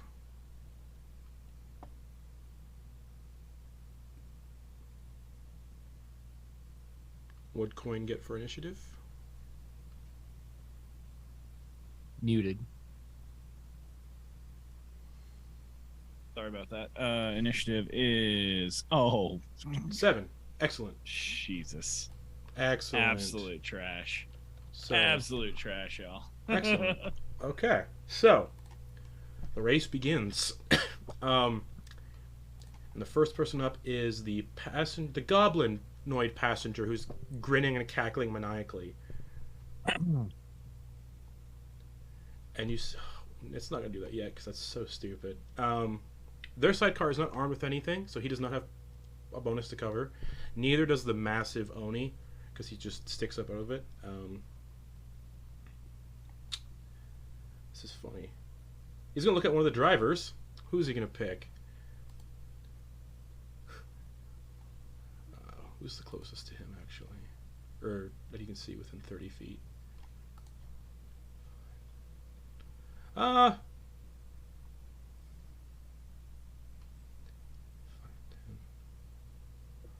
Sorry, I'm just counting. 5, 10, 15. Dax! What? You hear that So- cackling goblin in the back of the sidecar go, "What do you call a Goliath with a big head?" What? You! And it casts hideous laughter, and I need you to make a wisdom saving throw. Disgusting. Otherwise, you're prone and incapacitated, and your vehicle will not be going anywhere. What are the odds I save this? I doubt it. Is this 11? Pippi's? No. No, this is not Pippi's. 11. Dax, you fall prone in your vehicle, which you can't really do, but you're still prone. And you're incapacitated. You can attempt to save again for a minute, otherwise your vehicle's just staying there. This is fine. So you're just cackling, you're laughing to yourself, whatever it said was really funny. And then, Pippi, the driver, is going to start driving. So they take off. People can make attacks of opportunities in vehicles, just so you know, as long as you can reach them. You can attack either the vehicle or anyone in the vehicle, if you can reach. Just so you know. And Pippi is going to take off. Oh, no, that's not the one I want. How do you fucking play with this thing again? There we go. Movement. And they're just going to go 5. Then attack of opportunity then on the vehicle. Yep. Right on. To do damage to a vehicle, you have to beat its damage threshold, so you have to do more than 5 damage. Otherwise, 5 damage or more. Otherwise, the vehicle just isn't damaged. I can do that. And that's what damage threshold is. If you get mishap threshold, it means a mishap happens to the vehicle. So that's just how it goes. So yeah, you just swing out with the sword against their Ulv. Has 27 do? Oh, you hit the. Oh wait, hold on. It started moving, so it's because it's moving. Its AC is a little different. While motionless, their AC is at 19. While moving, an Ulv's armor class is 23, so that hits. Right on. Okay. Right. Each Ulv has 30 hit points. All right. So that is 11. That goes over the damage threshold, so it does take the damage.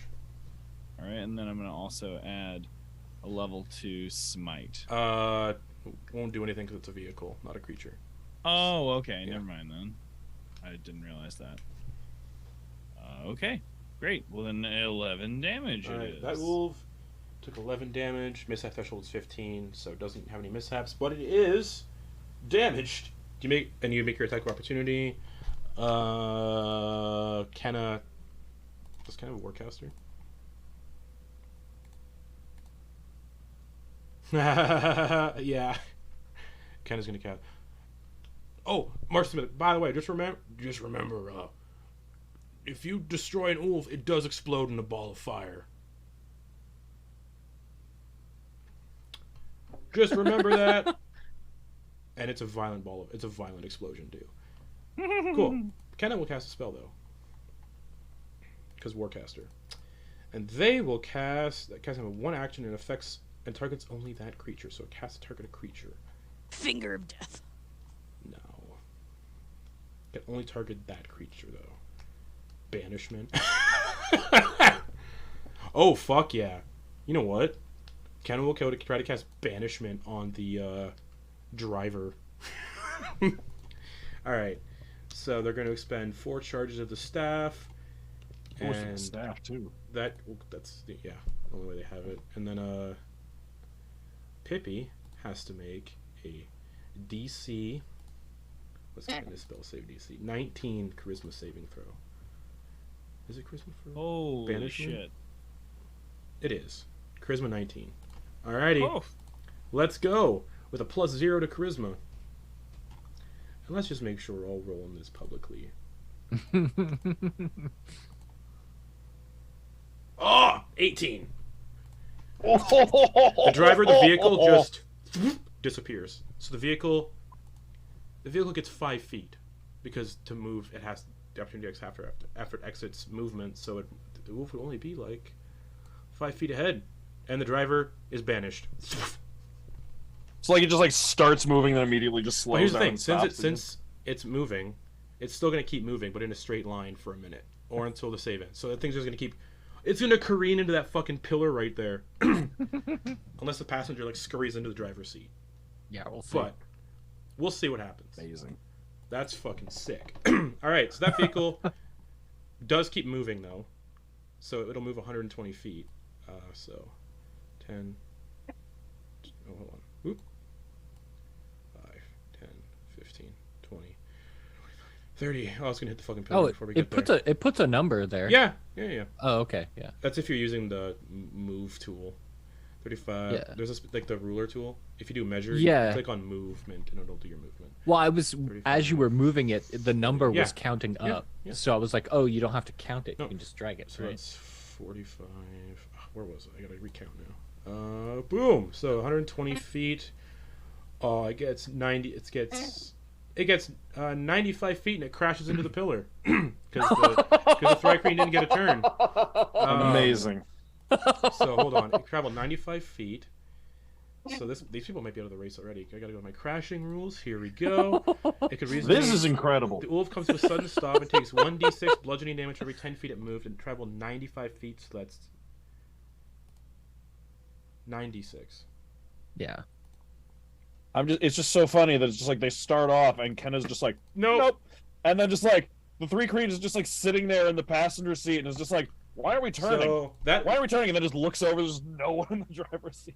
the Ulv takes 35 damage. It had 11 hit points left because of Quoin, or it had 19 hit points left because of Quoin. So as it hits the pillar, it explodes.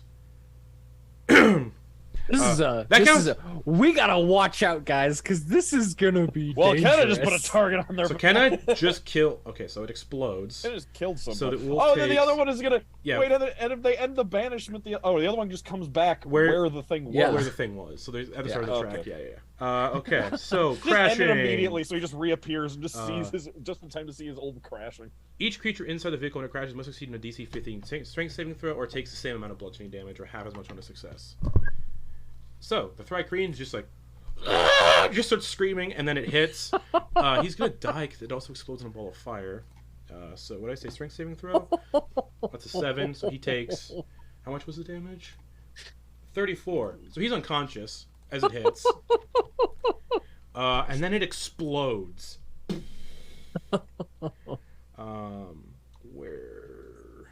Sorry, guys. I'm just trying to go through all my rules here. Okay.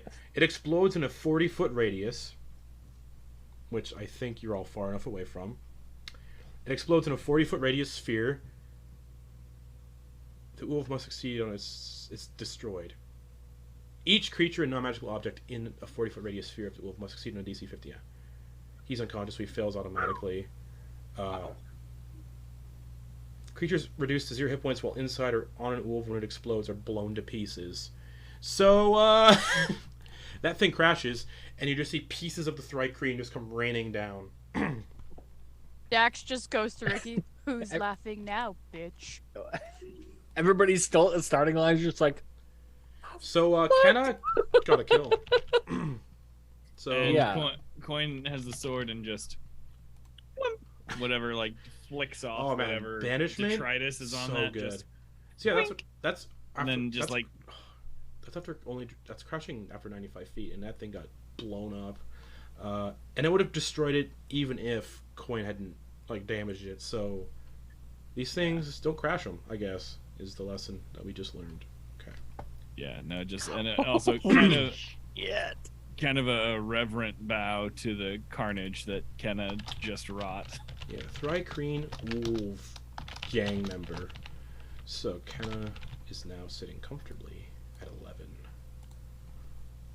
kills, rather. Cool. What a good way to get a kill. Fucking banish the driver. Okay, that vehicle they're out of the race, and we only just started.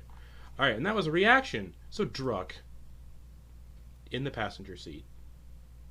You doing anything? None of us have passed the finish line, so I can't attack Yeah, anyone. no one's Or yeah. no one's moved past that line, so I can't really. You know, hold an action then. Um, And like I said, you don't have to, since you're in the sidecar, you don't have to use a sidecar weapon. You can use anything at your disposal. Laser gun, anything at your disposal you can use in a race. I think. Fuck, that team's out already. Damn. Just a smoldering ruin. This sucks because I haven't been able to use my class feature. Damn it.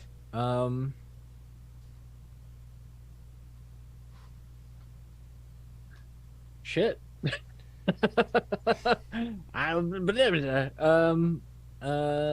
Damn.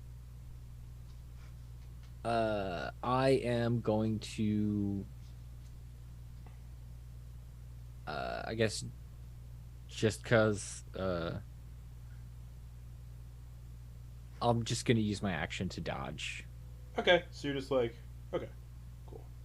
And yeah, just remind Just in case something else explodes and I need fair. to like that I get advantage on the yeah, dex it's a 40-foot save. radius, and if you reduce to 0 hit points in that explosion, you're blown to pieces. Yeah. As you have seen. What a great way to start the race.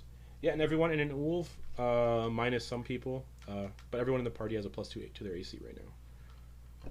Just to keep that in mind. All right. That's my action. Ricky, you're also a passenger. What are you doing? Yep. You can't harm anybody yet because no one has currently gone past the. Okay, quick question. What are the controls of the Ulv? Are they hand controls only, or are there pedals? It's anything. There are pedals and the handlebars, but only the driver can use those. Well, right, but my driver is currently laughing and on the Yeah. ground. So can Ricky like clamber up and like? Yep, but you'll be considered no longer in the vehicle. You'll be considered on the vehicle, which Oh, will employ in versus on makes a difference. because you'll be climbing out of the side. Oh yeah, for certain things, like if you flip or something happens, yeah. Mm-hmm. So, well, wait. Are we not Also- allowed to leave at all, or? You can leave. Just Oh, your we just can't driver's move while we're on it.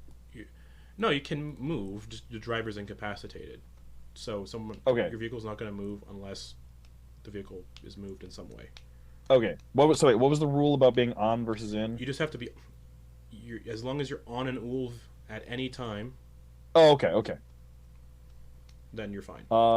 then here's But what if Ricky's you gonna do. if you do climb out of the sidecar to steer, because you can't sit in the same seat as Dax, Right. you'll be considered on the vehicle, which means you lose your AC bonus. Oh, that's okay. And other things, like if the vehicle flips, you're gonna have disadvantage to make a save because Gotcha, you're okay. on top, not actually secured inside. Okay. I thought you were saying it for like a rules of the race thing. Okay. No. No. Simple solution here. Ricky is going to clamber up to the driver's seat. Sure. So you're on the vehicle. Okay. Well, gonna clamber up to the driver's seat. Bonus action, gonna apply phase step, which he can, because Ricky is a spring Eladrin, he can use it on another willing participant. So he's gonna teleport Dax into the passenger's seat. Would Dax be considered willing if they're incapacitated? I think you can be willing if you're like I A think party member. yeah, because I think you can still like think if you're incapacitated. You're just not I mean, it's just able to move. Ricky. Sure, we'll allow it for now. Okay. Until I So- look up rules for that. Okay. Teleport So- Dax into the passenger seat and then Okay. take the driver's seat and start driving. Okay. Cool. So you should be able to That's click some on the. You smart should be able to shit click there. on the Ulv that you're in.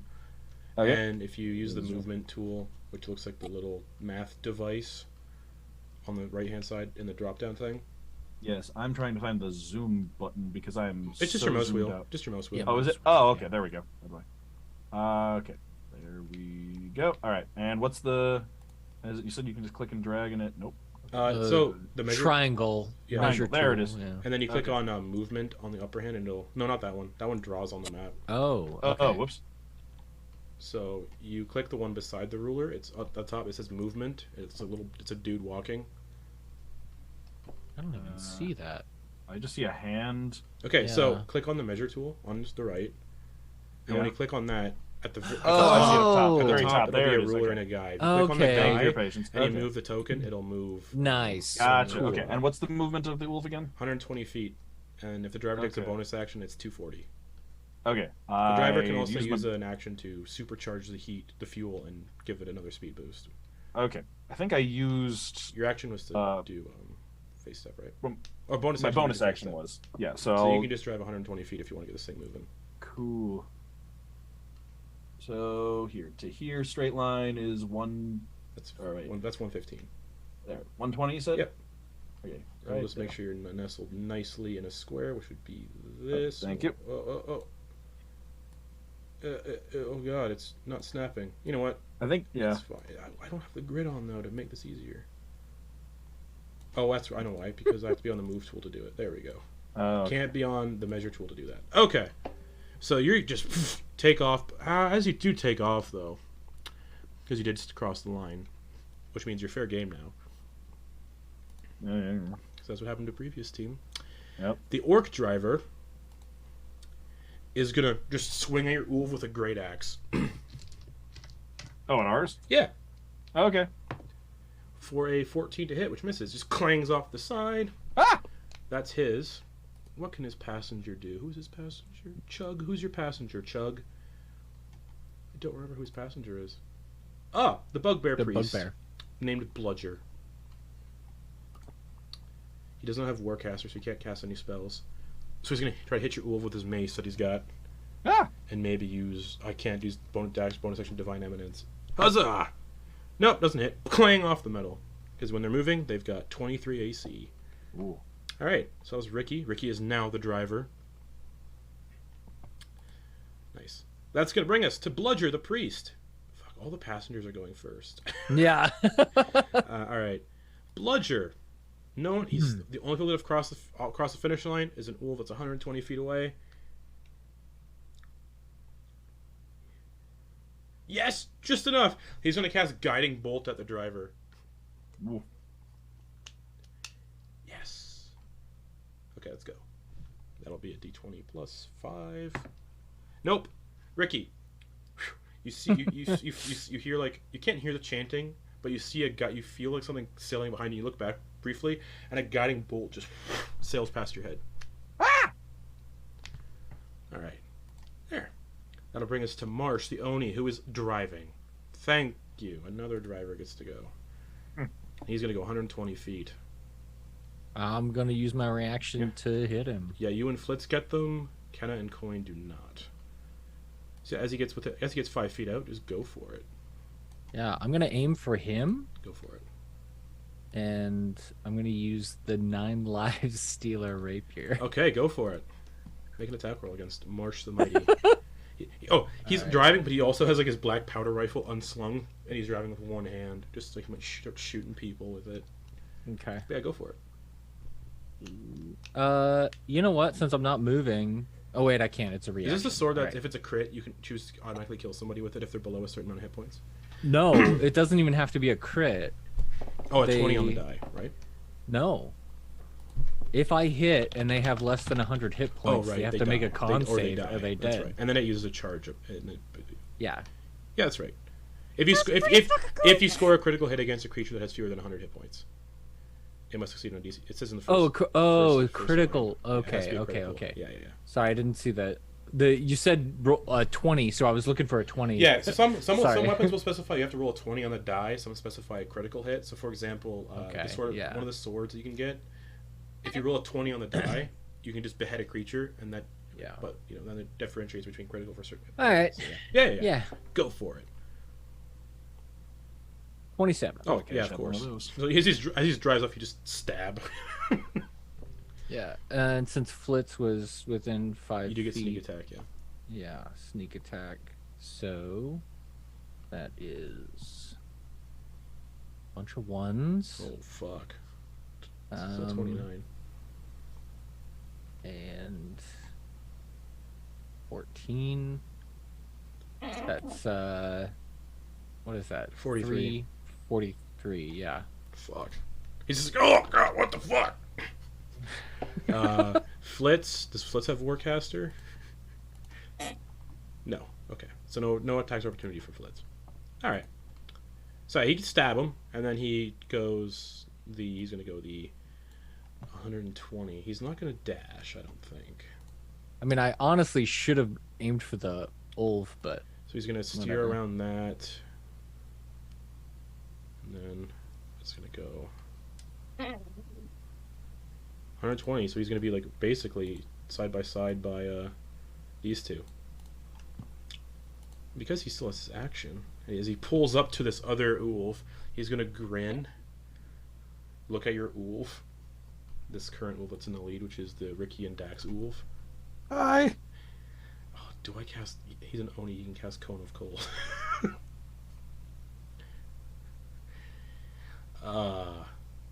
Let's be honest. If he's an asshole, he would. It's a death race, and you've already killed one of his own team. So yeah, Hey, it wasn't us. he's gonna cast Cone of Cold and just at Oh, the boy. Ulv. So I need the Ulv is just the Ulv. toast. The Ulv rolls for it too, though, because it has a con score. But I need Ricky and Dax to make Constitution saving throws. Oh god, that's right. It's a con save, not a dex save. Yeah. Oh, I'm boned. The driver makes the Ulv save. So before you roll yours, Ricky, roll me a d20 plus 2. Oh, that's not gonna go well. This Ulv is exploding. Maybe. Cone of Cold does so much damage. Alright, I'm gonna roll it. We'll see if we live. 14. 14 for the Ulv. Yeah. That succeeds, so half damage. Ooh, okay. Ulv will take half, and then I need Dax and Ricky to make con saves for themselves. Ricky got a 4. Okay, Ricky Uh, fails. Because I'm incapacitated, do I automatically Not fail, for or do not I get not to roll? not for con saves. You get to roll. Cool beans. Fuck you, Nat 1. Nat 1. For You a both 10. you both take 44 cold damage, But I'm resistant to cold. so you take 22. And the Ulv takes 22 cold damage. Oof. That would have been bad. So your Ulv is currently, and you can't repair all that damage during the race. You have to actually be out of the vehicle and spend some downtime to repair these things. That makes sense, yeah. So, what team number is that one? So, I didn't realize there's so many 3. numbers I'd have to go through. Okay, so 22 damage. So you guys are at. Your Ulv has 8 hit points. Oh, fuck, And Ricky! Because that goes over the mishap threshold of 15, the driver roll me a d20, which is currently Ricky.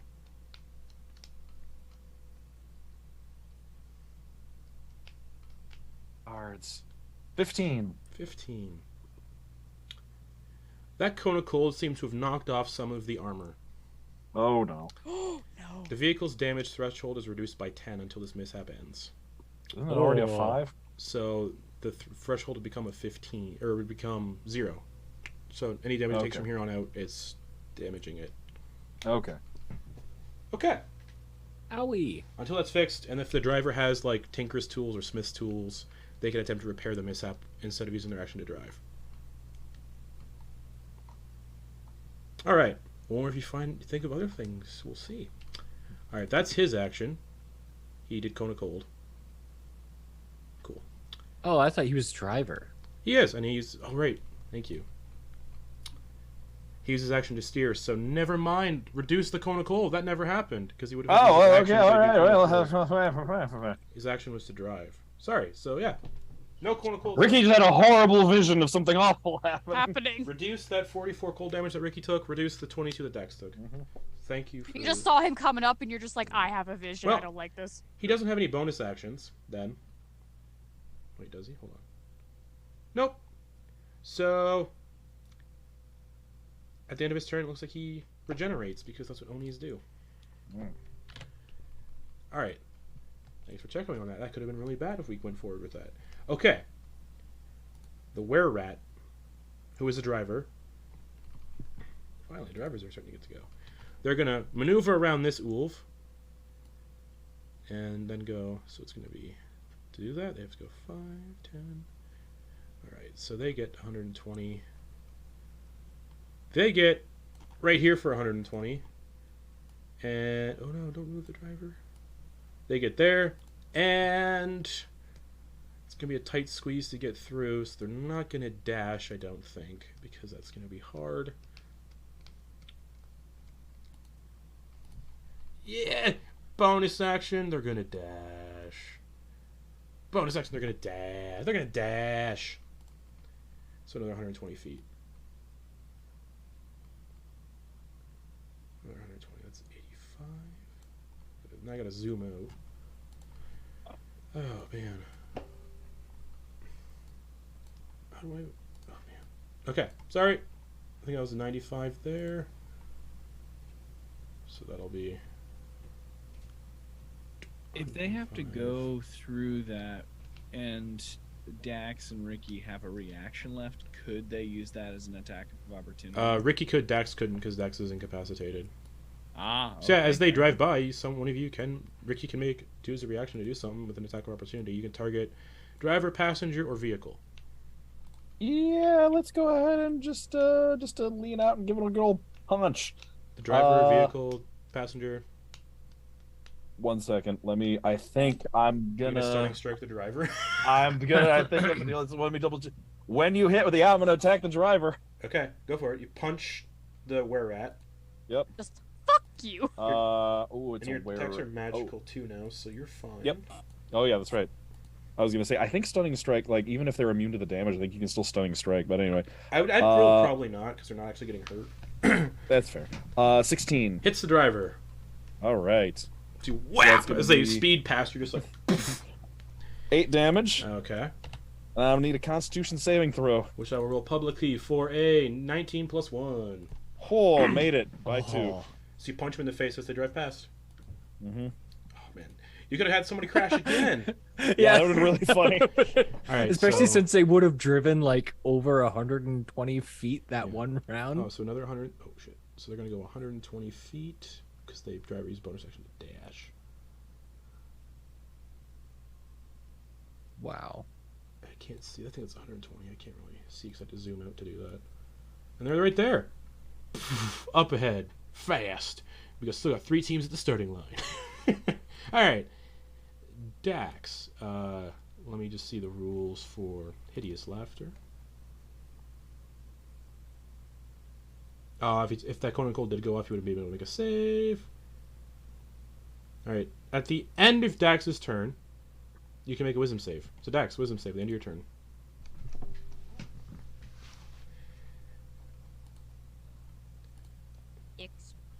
That's unfortunate. Okay, so you're still laughing in the back. Is hideous laughter concentration? It is. Wait, he got banished. No, he didn't.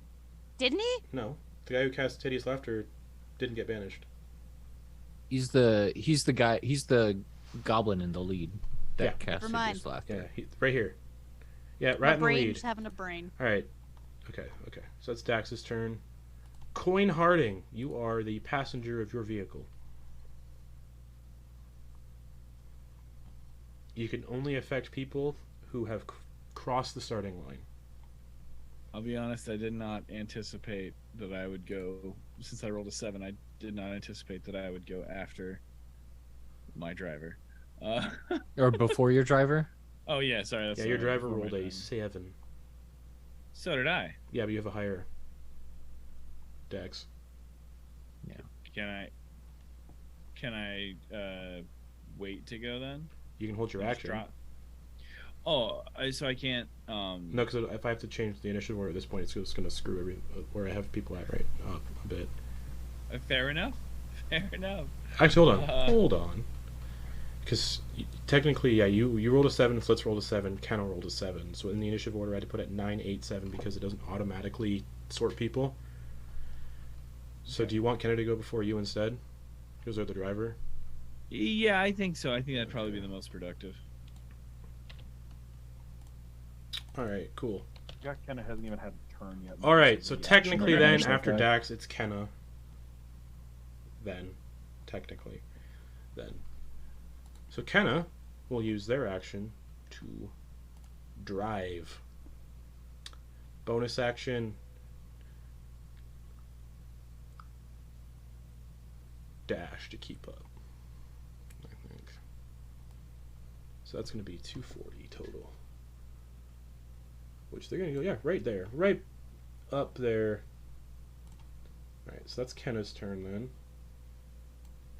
That's their action, bonus action, bringing us to... I'll put us to them. It skipped a bunch of turns when I did that. Okay, so then it'll bring us to Flitz. Or, do you want to go before Flitz? I mean, I'm ready to go now, Okay, if so that's I'll cool. swap this Also, to... can I- Oh, man. With respect, DM, I'm a little worried about that rock directly in front of us. Would we Oh, yeah. change that? I just can't see But when it's all that's- zoomed out. Yeah, I know it's hard. It's hard to see, but I mean, like, So, we should have been able to get to here and just maneuver through there. right on. Alright, so yeah, you get to go next then. Perfect. I am going to look over to the right and see that coin, and I'm going to put my hand out, and then do some sort. Put my hand on my heart, say, "Shoos," and cast banishment on their driver. Okay.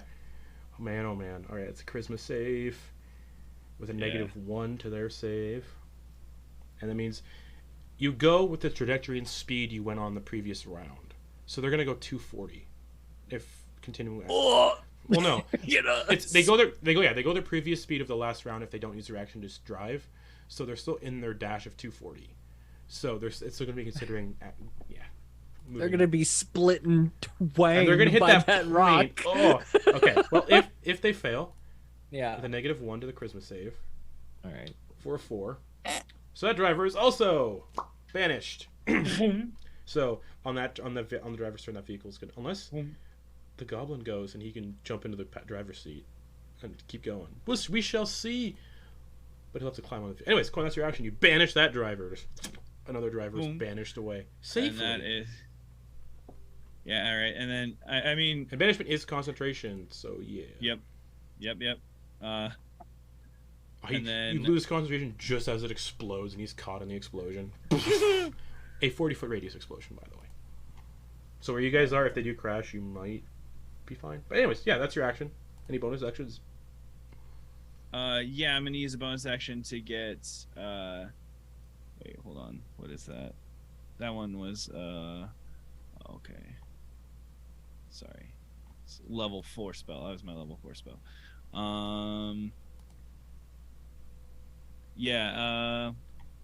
Bonus actions. Yeah. No, I don't think I have anything that I can even. Okay. Yeah. No, I'm Cool. good. I'm good. Alright, that'll bring us to Rusty the Deep Gnome. We finally get this guy going. And there, What? Ulv is armed.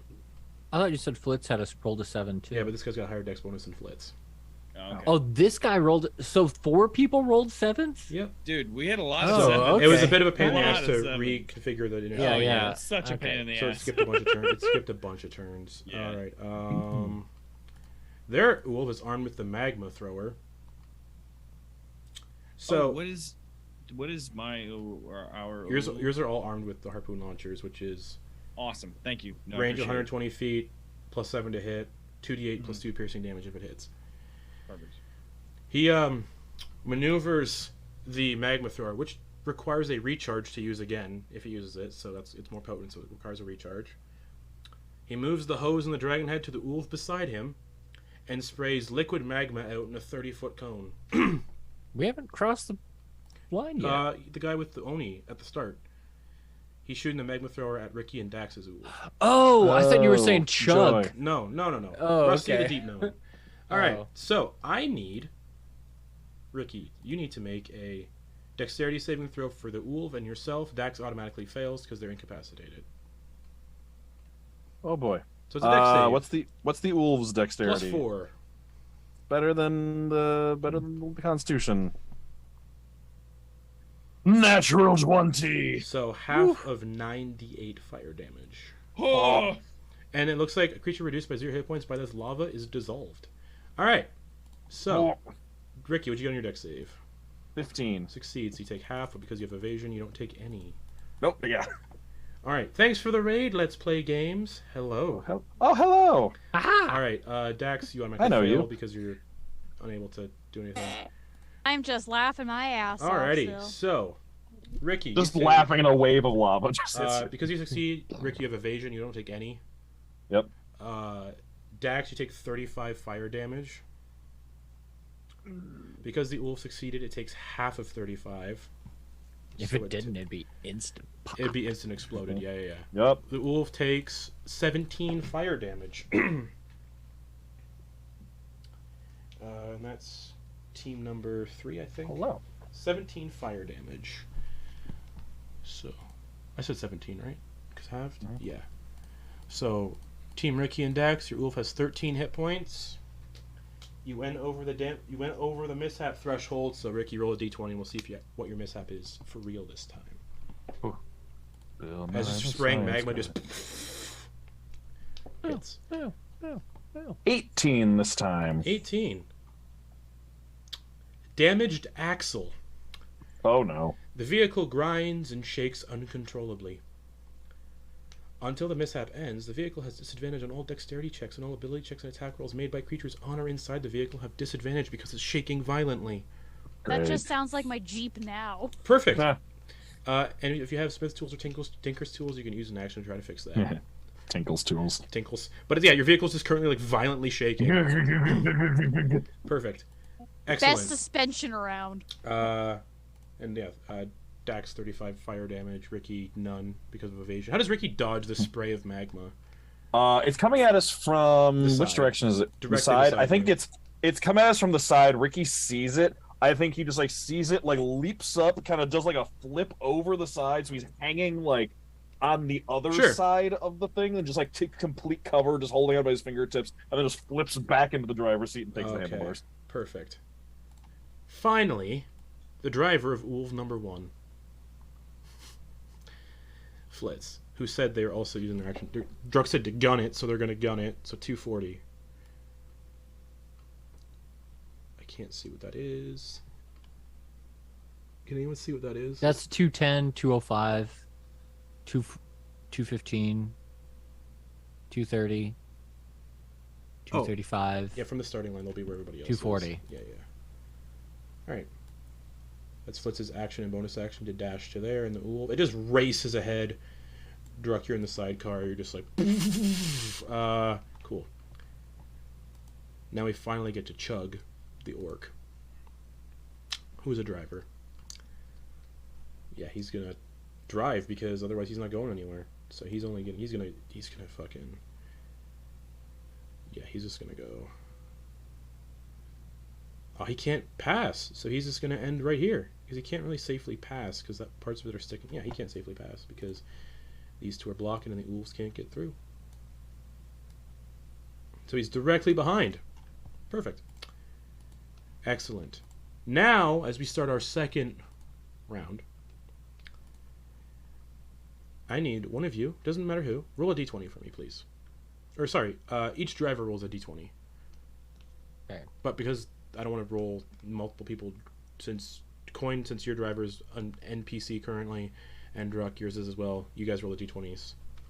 Okay. So everybody roll a Got d20. Or, no, Ricky. Yeah, everybody but Dax roll a d20. Rolling it right now.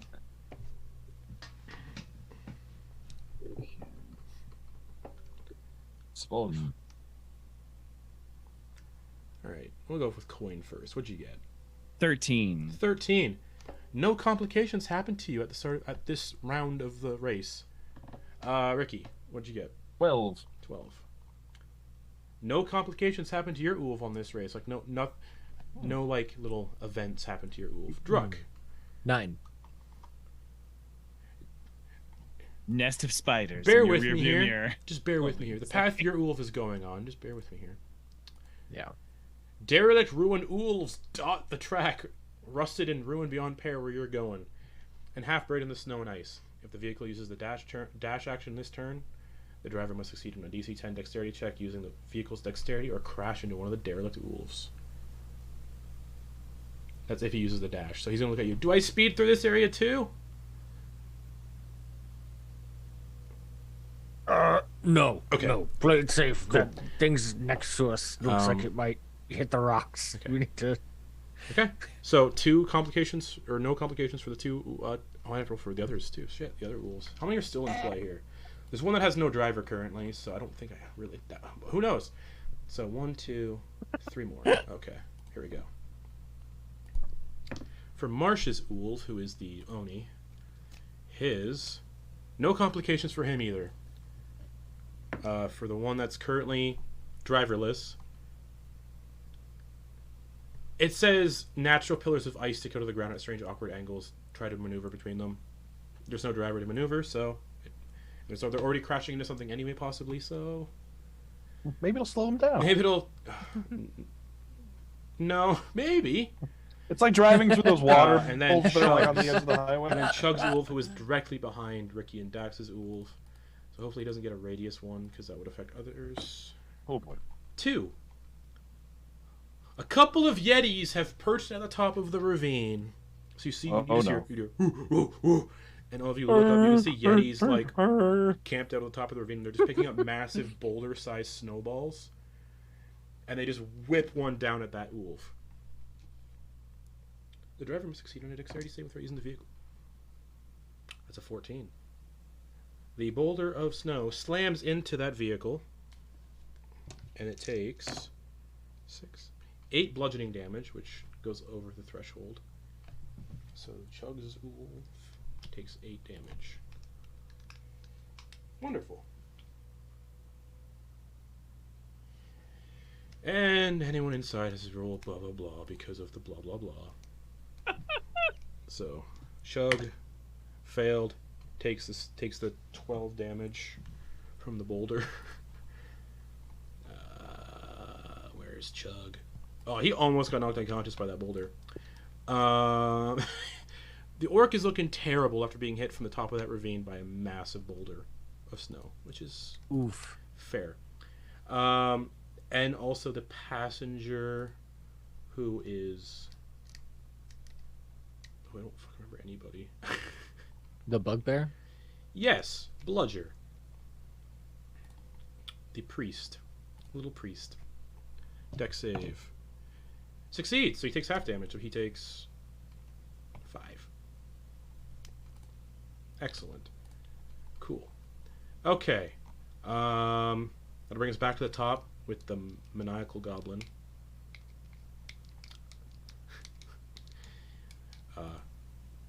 Where's he on the map? Oh yeah, Right currently between- driverless. Yeah. So because of the ice pillars, we'll see. They might crash into an ice pillar. 'Cause he'll have to move and get into the thing, and then try to traverse a moving vehicle. Okay. All right. So they got the pillars of ice. Oh. The driver makes a DC 15, fails automatically. So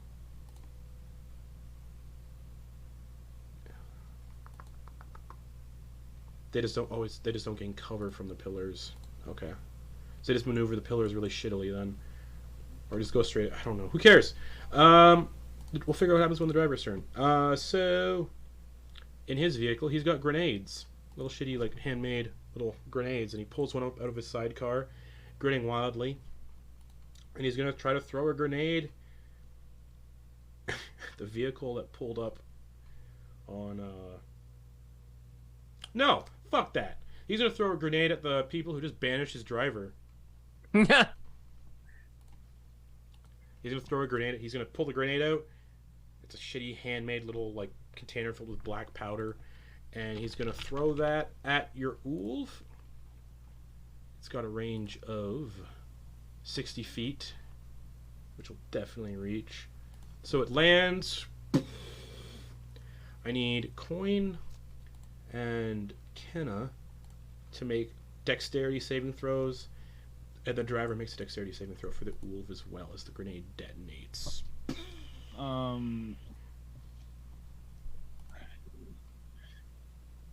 So, with Shield Mastery, is there any world in which I can use that to bump up the AC of our Ulv? No, you can only do it to yourself. Okay. And this isn't going to affect... It wouldn't help anyway because it just explodes and it's a radial effect. Oh, so it's just okay, dex save. okay. So dex save for Quoin, Right. dex save for Kenna, and then Kenna makes a dex save for the Ulv, which we'll do first. 19 for the Ulv, so it takes half damage from the explosion. And Kenna makes a dex save. Don't forget to add 1. Yep. Kenna got a dirty 20, so half damage to Kenna as Nice. well.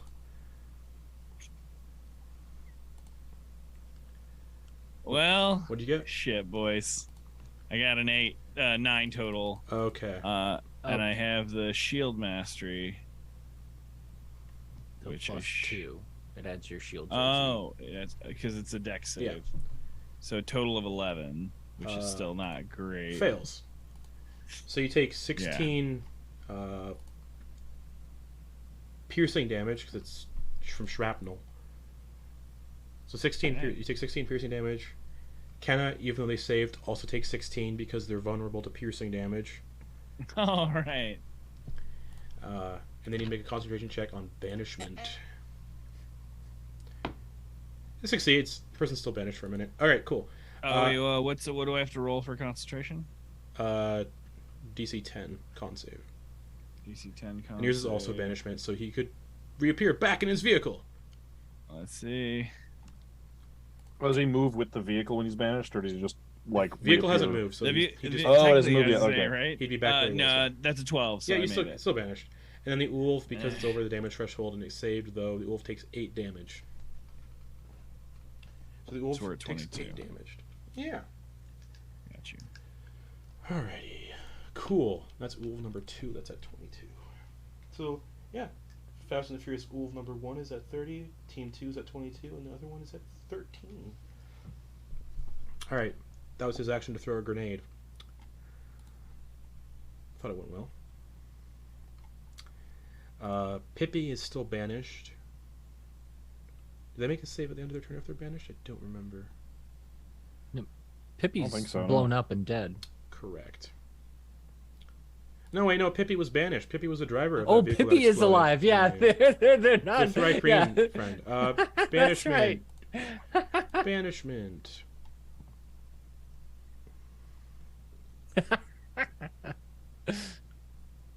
They're banished with targets harmless demiplane, where they're incapacitated. So they're incapacitated if they're native to this plane. Okay, cool. So they don't even make any saves. It just okay. So they're still there. Druck.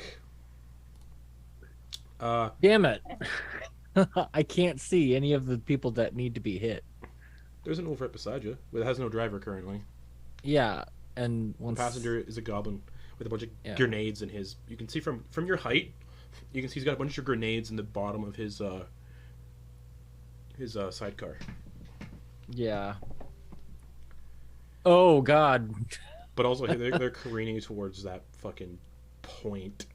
Yeah, That, and just that point. and we're gonna be fine as long as we don't dash, correct? Because Yeah. of the roll that we made. Yeah, but if that thing explodes, it's a 40. If the other one explodes, and you guys are still within like a 40-foot radius, you guys also take some of the damage possibly. Oh yeah, we'd get that. It's a chain reaction. Well, down there's the no line. way to get out of it, so we're kind of And Flitz is the driver Hosed anyway. currently. Yeah.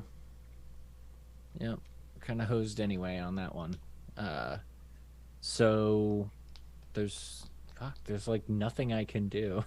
That's Sometimes you can shoot people that are in vehicles. You can shoot vehicles. You can. I don't want to. I don't know. I don't want to. A part of me wants to use the grappling hook on it so that it doesn't crash and kill us, but or yeah, but that would take away what someone else is trying to do.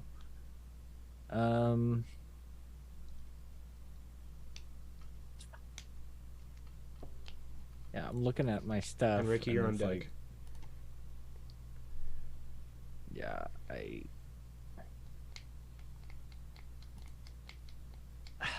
I'm just gonna use my action to dodge again. Okay. Alrighty. Ricky, you're driving. Okay. So Yep. if you want to keep, if you choose to do anything else, the vehicle moves forward in 120 feet in a straight line. If you use your action to do anything but drive. Here's what Ricky's gonna do Which first. means I Is think he's gonna if you used your action to not do, if you used your action to not drive, I think you would definitely crash into that ice Yeah. thing up ahead. Ricky's gonna bonus action, Oh. summon out his arms and everything, Yeah, of course. arms and body, which I think is two key points. Yes, 2 key points.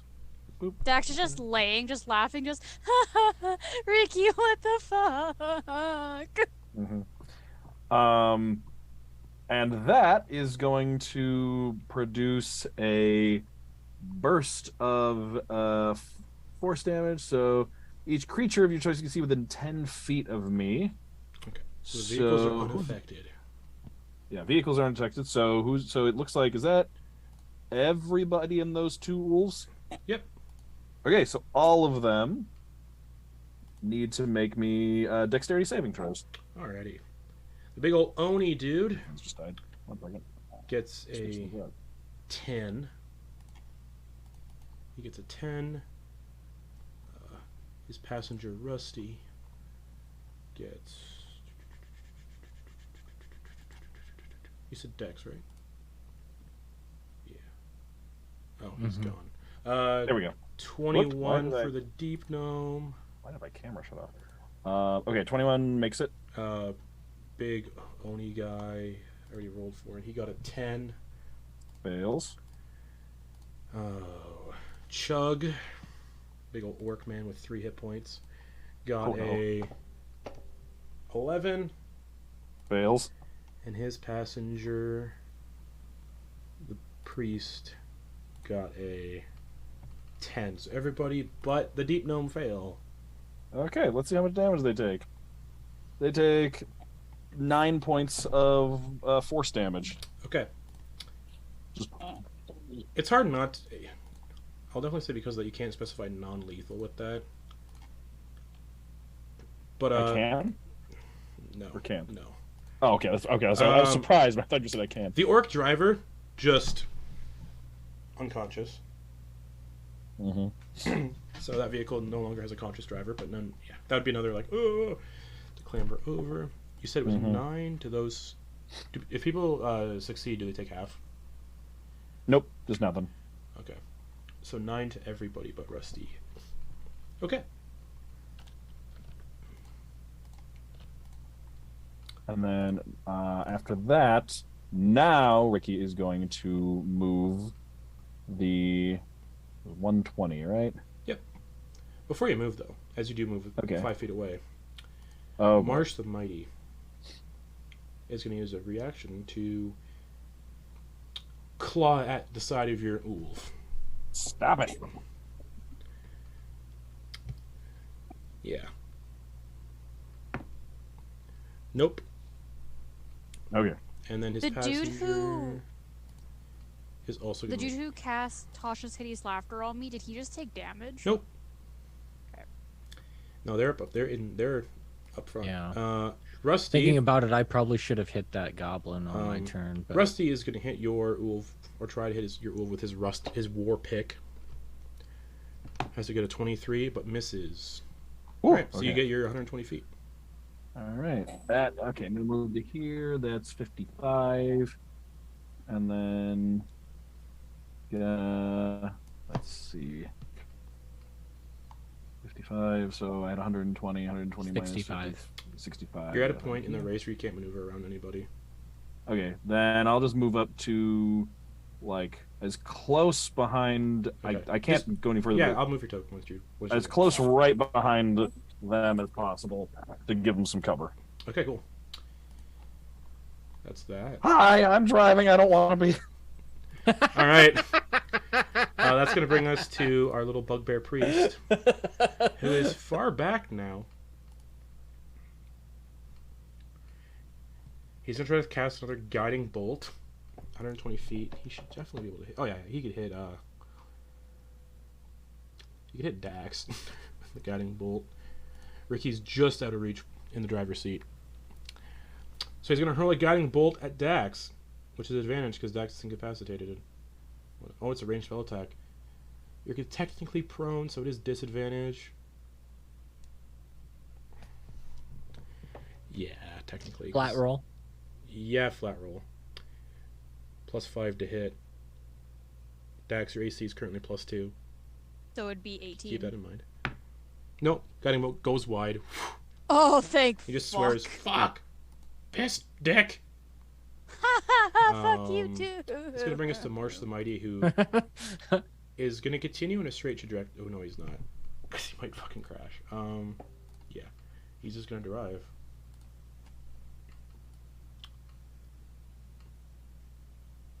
$120. We are at a point now where no one can really pass each other where we currently are. Mm-hmm. So he's just gonna be right there. Oh boy.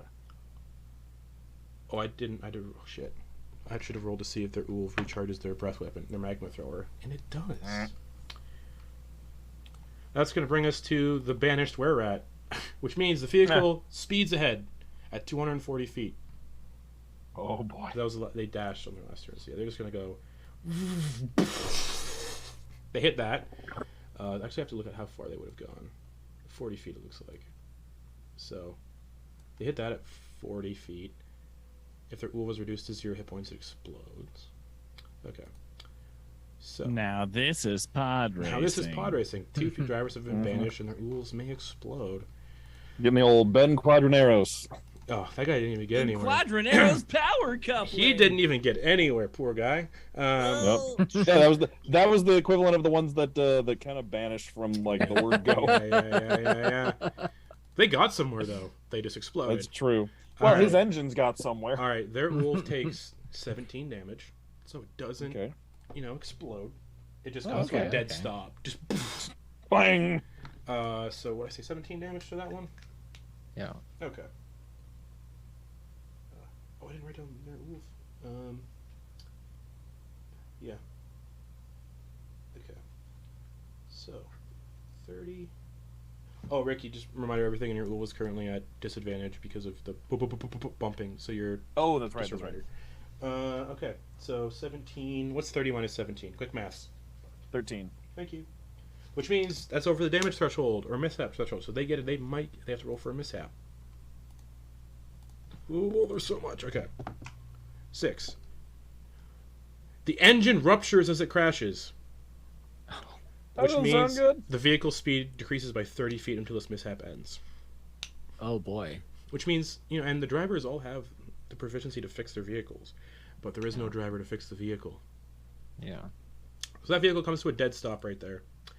And then Does in the vehicle have to take the same amount of damage, so the goblin in the back takes 17 damage. He only has 7 max hit points. So he's like standing up and grinning, laughing, and throwing the grenade. He turns around and just as that tip just impales him through the back of the head. Whoa! That'll count as a Quoin kill because Quoin banished that driver. So Quoin killed the passenger.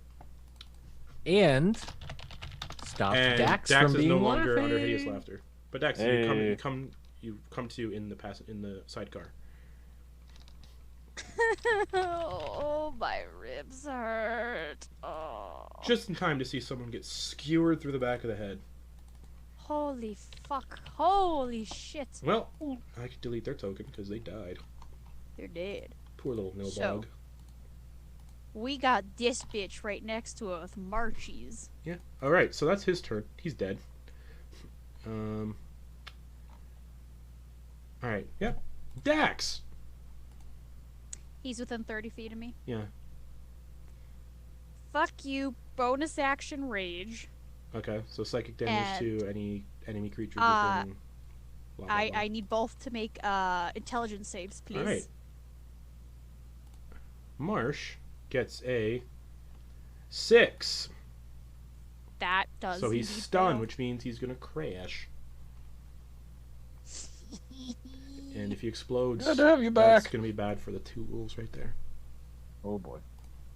So yeah, he takes. So he's stunned, and then Rusty has advantage. No, he doesn't. Yes, he does, because he's a deep gnome. He's got gnome cunning. That's only a 12 for him though, so he fails too. And both of them fail, so they're also going to take 46 psychic damage. Roll for it. They're going to take 14 psychic damage All right. each. Rusty is still up, but he's bleeding profusely from his eyes, nose, and ears. And Marsh, the Oni, also takes the damage, and he doesn't look too happy. So that's your bonus action. Oof. Oof. And they're too far for me to actually, like... To hit with a melee attack, yeah. So I believe... You're- Unless... You're the passenger, you can shoot with the harpoon thing. I can shoot with the harpoon thing. And he's stunned, so it's advantage. You don't really got much options, I don't think. Oh, okay, yeah. I'll just fucking shoot him with the harpoon. Okay, make an attack roll +7. What are you shooting? Harpoon at Or who- Marsh. Oh, I mean, like, who's she shoot? Oh, Marsh. Marsh. Nice. Okay. Just, okay, a d20 and then add 7. Yep. 16 plus 7 is Oh, 20. of course. So you No. just... Yeah, that's, you roll a 16, it'll hit. So, you shoot him with the harpoon, and it skewers him as he's in the driver's seat. So roll the damage. It is 2d8 plus 2. That's gonna be 8 plus 2, so 10 damage. Okay.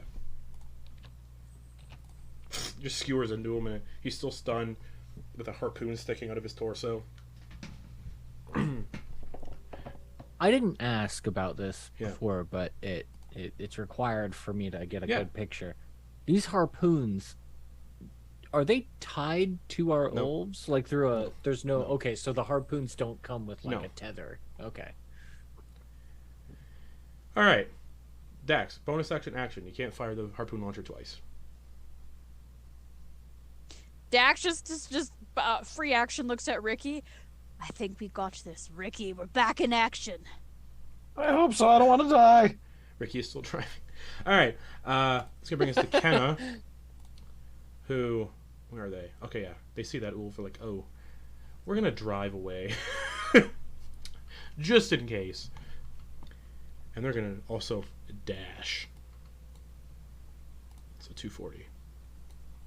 They see the people are crashing. They're gonna take the lead with Quoin inside. All right, 240. I don't know what that is. 100 and That's 155, I think. thank you. 165. 165. So that means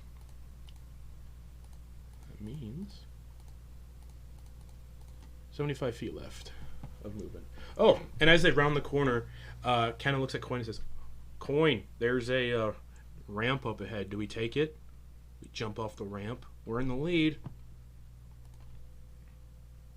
Okay. So 75 feet, 45 feet of movement, they get to the ramp. And I because say Ulvs, Bahamut take the wheel. because Ulvs, if they... Yeah, still got movement left. Can attempt to jump If it moves at least 30 feet in a straight line, it can clear a distance of up to 60 feet when jumping over a chasm, ravine, or other gap. It did 240. It's at 45. It had 75 feet of movement left. So, 75 20. minus 45. Yeah. So it can clear 30 feet if it jumps. Up to 60, but it can do 30. So it gets an extra 30 feet on top of the additional stuff. So, fuck it. Just for simplicity's sake. Yeah, right there. Otherwise, this whole thing's just going to be measuring. Yeah, they're far out of sight. Just they take a jump. The jump goes fine. No mishaps on the jump, which is good. Quoin. Can't see anybody else. So we took some damage, right, on that last one. I took some damage, and she took some. We can't heal our Ulv. You gotta use Swiss tools or Tinker's tools to repair them. Yeah. Out of combat. Mishaps you can repair during combat if you have those tools, but like damage you have to spend a certain amount of time repairing them.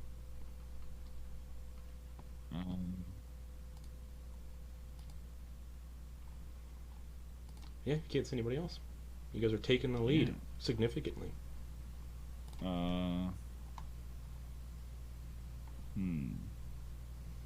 Yeah. I have a question. Yep. If I cast, can I cast something on our car to make it faster? That usually only affects creatures, usually. If it's what I'm thinking of. I think it's what you're thinking. And yeah, it's considered an object, so. Yeah. You're right. Absolutely. Okay. Then I guess I don't have anything. All right. To cast. I guess I'm gonna. Now, just if you hold an action, it does drop concentration spells. So if you hold an action, you would bring the rat back into his vehicle. Would he be back in his vehicle, or would he be? No, he'd be back in the vehicle. Oh yeah, he would have. Because it moved forward, he'd be like so 40 feet behind the vehicle.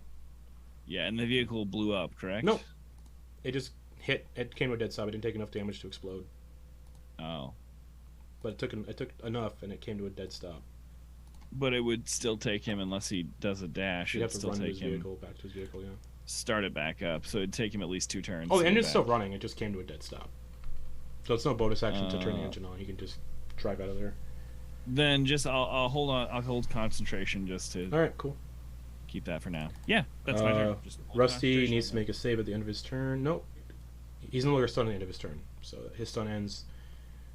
The Deep Gnome stun ends, bringing us to Flitz, who is not going to dash because they want to maneuver the rusted out Ulv safely, as suggested. So, yeah, Flitz is just going to drive ahead 120 feet.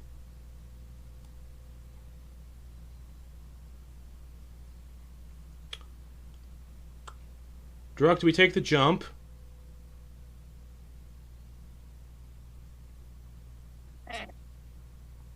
Couldn't hear What? you. Oh. Do we take the jump?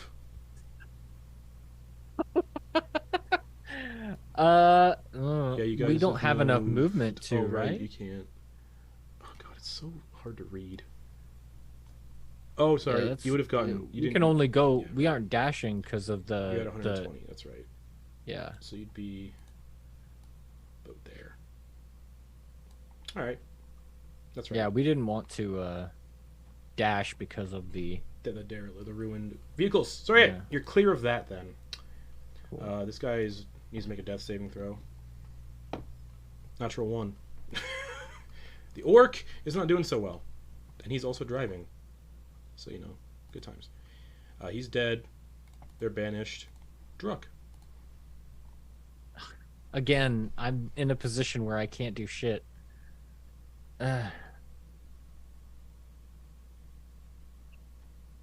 And that were-rat token you see, they are currently banished. Okay. Yeah, but they'd be right.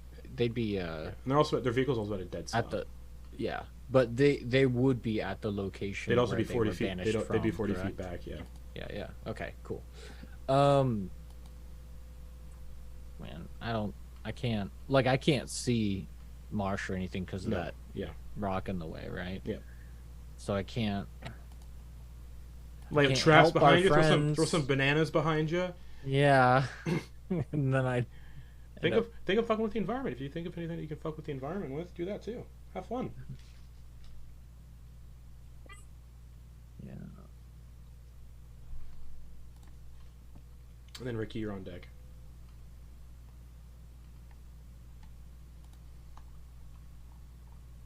Sorry, guys.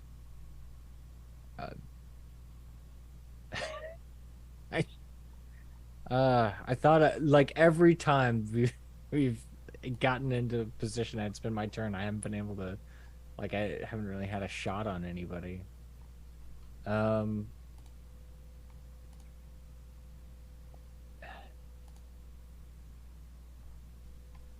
Yeah, I'm not gonna waste anybody's time. I'm just gonna dodge again. Okay. I can't. Ricky, you're driving. All right. So, If you use your action to not drive, you will crash into the edge of this little thing. no, I would like to drive. So here's Ricky. He's so fine. He's so fine. Hey, Ricky. Hey, Ricky. All right. I think Ricky's just got a free little path here to drive, so he's gonna take advantage of that. Go for it. So, and it's a bonus action to go to dash. double move, right? Yeah, so it'd be Dash? 240 if you dash. Okay. Yeah, let's take. Let me just. Let's see. I'm just gonna grab a calculator here. Let me and- double check to see if anything happens if you do that to dash. I don't think Okay. so. Yep, dash or disengage action while the vehicle's engine is running as a bonus action. Okay. Cool. So I'm just gonna see how far I can get. So get to here. So that's 35. 35. I've got a calculator open to just keep track of how. Whoops, that's just Ricky. What did I do? Oh no. Here, I'll fix it. All right, he'll catch up. Oh, no, I can fix it. Hold on. It'll make it easier for everybody. Okay. No, I can't because this token's stuck. Oh, well. It's all right. I was holding on to it. How about now? There we go. Okay. 35 to here. And just a reminder, your 65. Ulv is violently shaking.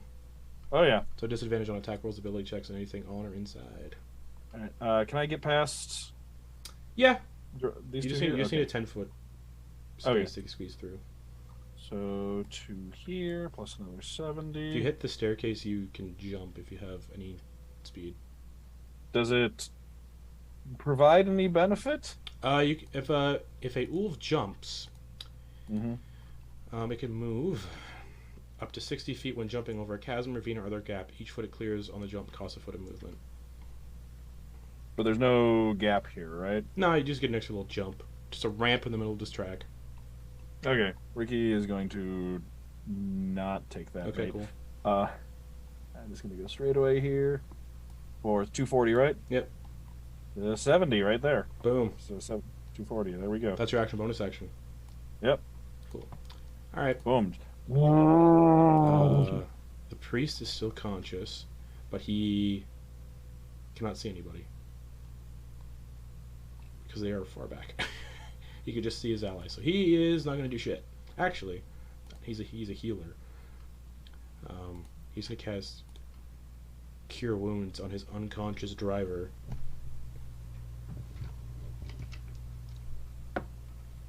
And heals his driver by 13? No, that's not right. 8 plus your spellcasting modifier. 12. So the orc comes back to consciousness with 12 hit points. Excellent. Excellent. That's the priest. Marsh the Mighty is no longer at the end of his turn, so he's going to crash. Which will be 10 feet. Okay, so they crash over 10 feet. So a d6 of damage. So that is 4 to him, 4 to his passenger, which is now unconscious, and then the Ulv takes 4 damage, which doesn't break through the threshold, so no damage on the crash. Okay. But comes to a dead stop, and then at the end of his turn, he's no longer incapacitated. Banished. Dax. Wow, look at me being able to do stuff again. You're in the passenger seat. What are you doing? You can't see any enemies. You can only see your friends. No, I can't. So there's, yeah. And I can't do anything to actually help the vehicle. Yeah, your vehicle's just shaking violently. Ooh, but just for funsies, Mm-hmm. because I'm still raging, Yeah. I'm just gonna do my the bonus action to aberrant form while I'm doing this, because I have to do while raging. Okay, so you bring out the tentacles. Yeah, just to have them Mhm. out. You never know.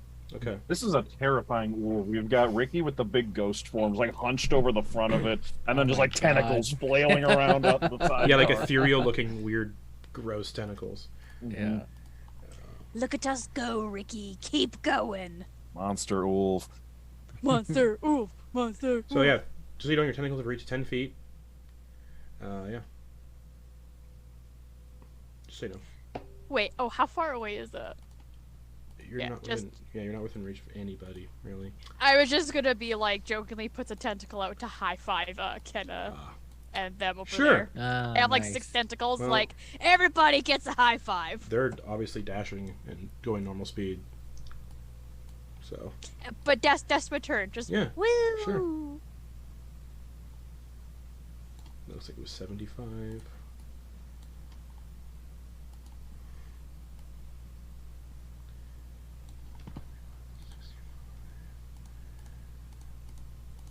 Okay, that's 140 right there. Man, they're just fucking taking off.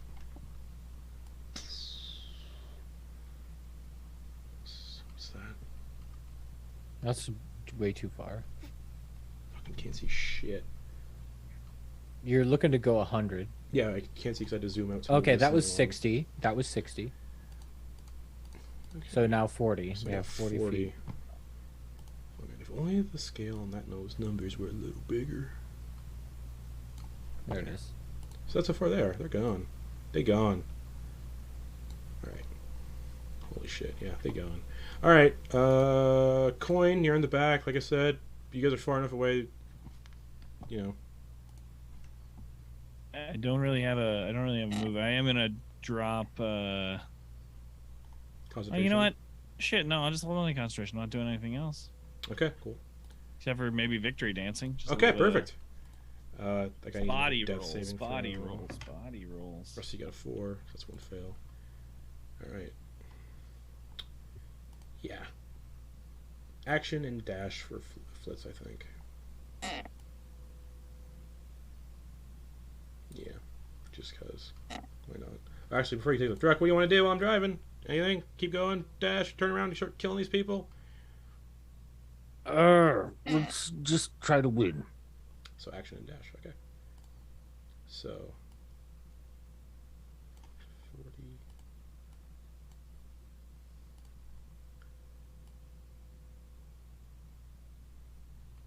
Man. Wish I didn't have to zoom out so far. It's gonna be 45 again. So 105 feet left. Simple. 105 feet left. So that's going to be 100, 100, 105. Boom, right there.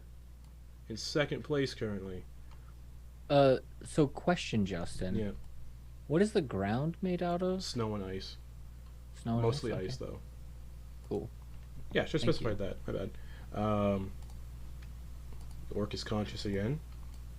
So he's just gonna, dash to try to catch up with people.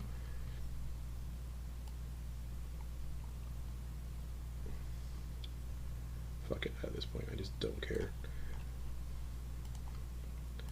And they start steering up from behind. Dax and Rick, you can see a team approaching from behind. Ricky, we got a live one. That'll bring us to... Oh dear. That's Druck. Up on Druck. Alright, I'm going to hold my action for when Ricky and Dax pass us. Okay, to do what? To do a fire breath on the ground, so it would slow down everybody else trying to catch Sure. up to us. Alrighty. Ricky! Yeah. What are you doing? Okay, where am I? There I am. I'm just gonna. We're in the lead here. When you're in the lead in Mario Kart, you just go, That's and true. watch out for blue shells. So, avoiding coming around tight around that corner to here. That's 70. I'm gonna get the calculator out again so I don't lose track. Fair enough. And then straight shot to here is 60. Yep. And then down Princess. to Someone named herself here. Princess Peach. That's me, baby! Down to here is 10. And then zoom to here. That's another 50. And as you pass, Druck just cone of flame I get to. out behind in it. Yeah, the ice Yeah, I melts think I in can basically places, so just now do it's the- like just like puddly water. And it's too narrow for me to pass, so I'm stuck. I'm stopping right behind Correct. Quoin and Kenna again. Alrighty, cool. He can't do anything. He's a passenger. He's no longer stunned, but their vehicle did come to a dead stop. So there's no fucking way he can catch up, really. So Isn't there something they can do that might give them a malfunction? Where you juice it? oh yeah, you can juice it. I forgot. No one's been juicing it. I forgot you can do that. Yeah, he's Juice it! He's gonna. So that gives him an extra 30-foot move speed on top of what he has. So if he dashes, that's gonna be it's his action to juice. Plus that. 60, so that'd be 300. So yeah, he's got a Total. 300-foot move speed. Yeah, he's gonna juice it. Fuck it. Yeah! Okay. Superheat.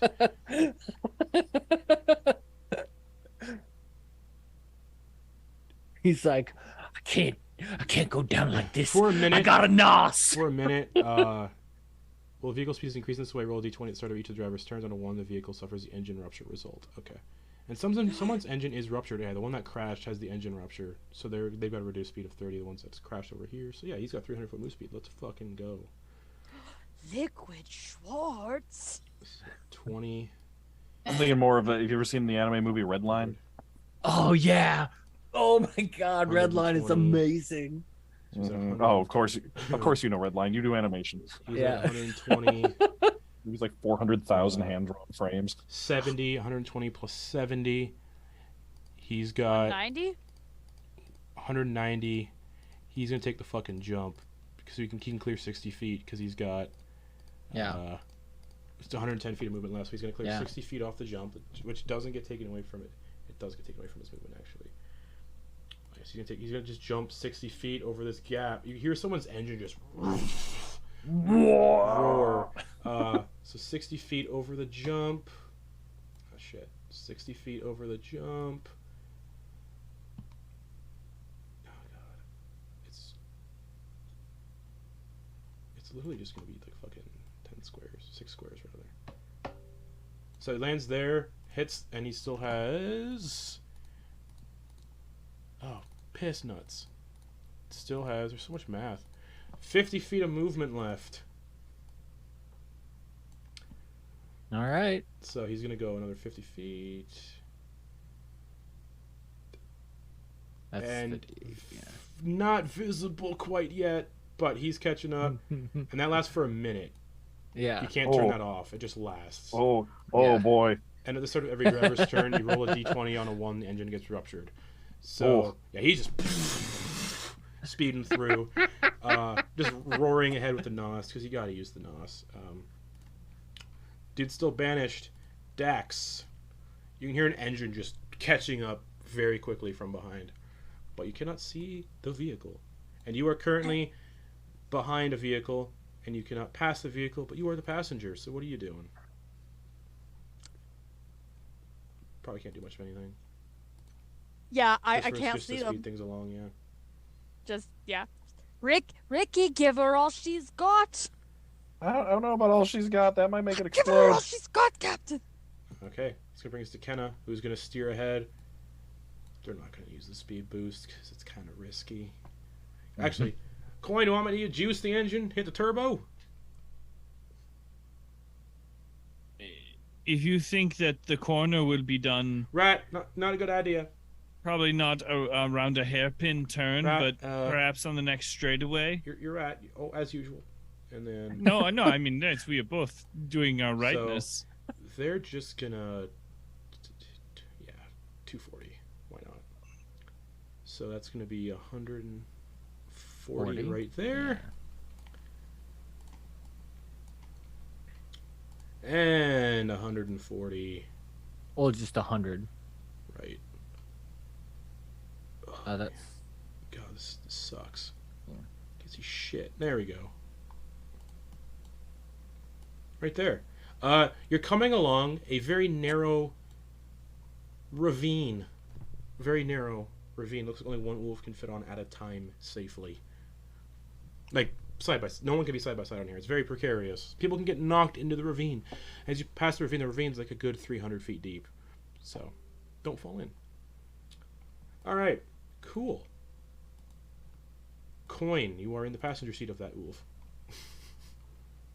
At this point, yeah, I would drop concentration on that spell. Alrighty, so Rat Boy is 40 feet back.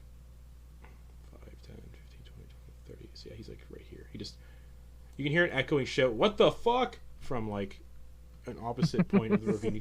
And then on his turn, he's gonna run towards that thing and try to get back in. oh yeah, and have him hit the nuts. Yeah.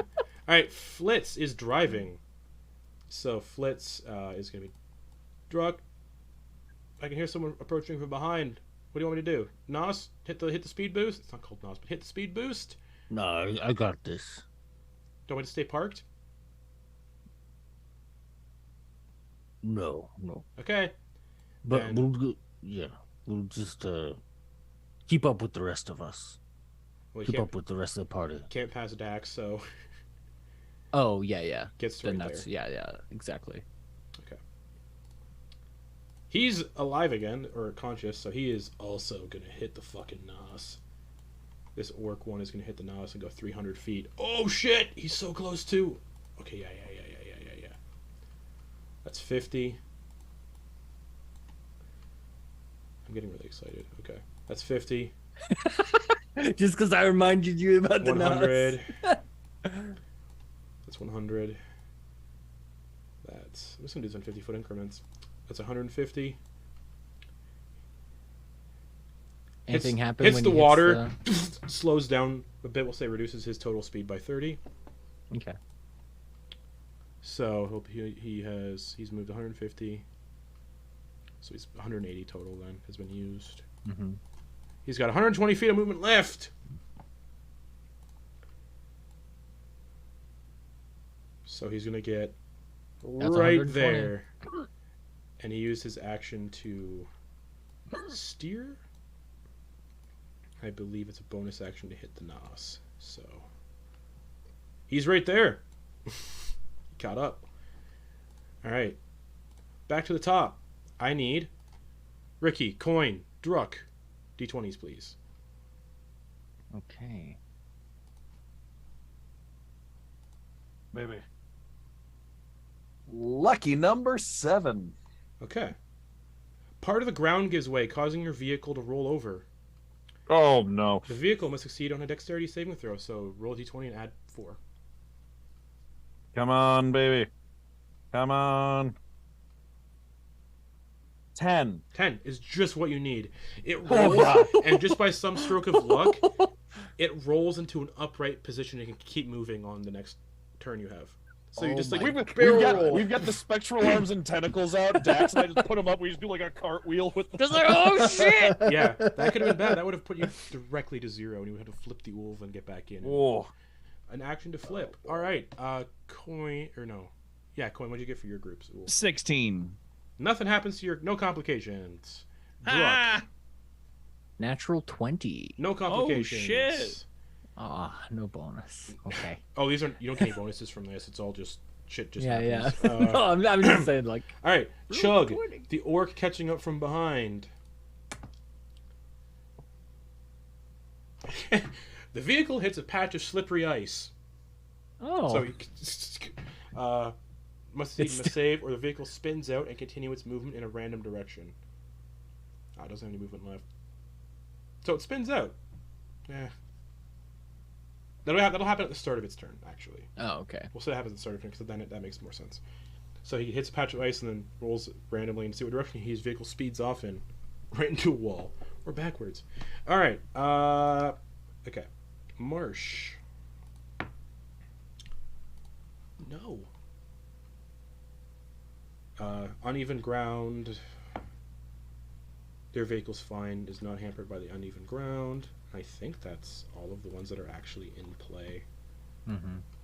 Yeah, because that guy's racing back to get his. Okay, cool. We're good. Druck, you can see a Ulv and an Ulv directly behind you, coming up. Just and it looks like they're about to hit a patch of slippery ice. Oh, man. And he failed the dex checks. Actually, he has to make the dex check at the start of his turn. Yeah. Let's see. And I do not want to destroy their Ulv. And cause it to explode. Yeah. Theirs looks minorly damaged. It's only taken 8 damage so far. Yeah. But if I use it my action to explodes. hit it, it will totally explode. In a 40-foot radius of burning fire. Yeah. Man, I don't. Part of me doesn't want to like straight up kill these guys, but They've been trying to kill you.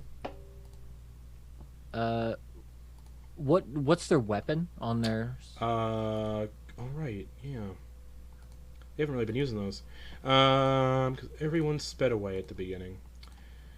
It looks like a cannon. Oh. Okay, I'm gonna go after their cleric, which is another bugbear. Yeah, he's in the back. He looks like shit. But yeah, go for it. What's your name? Disoriented. Bludger. Okay. So, yeah, I'm just gonna shoot a crossbow bolt at it. Go for it. You get and I'm sneak gonna attack. His Flitz is right there. Yeah, so this is what I'm gonna do. I'm gonna do bonus action, steady aim, Okay. and I'm also going to use one of the charges from the Crimson Arc crossbow. Okay. Yeah. Sure.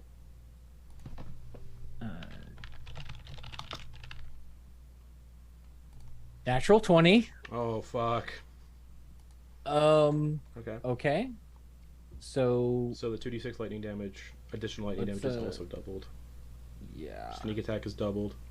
Yeah. So Fuck him up, baby! And if you score a critical hit with this Creature that crossbow, another bolt gets fired at the same target. yeah. So it fires 2 bolts. Okay. So we'll do the first one, I guess. Yep.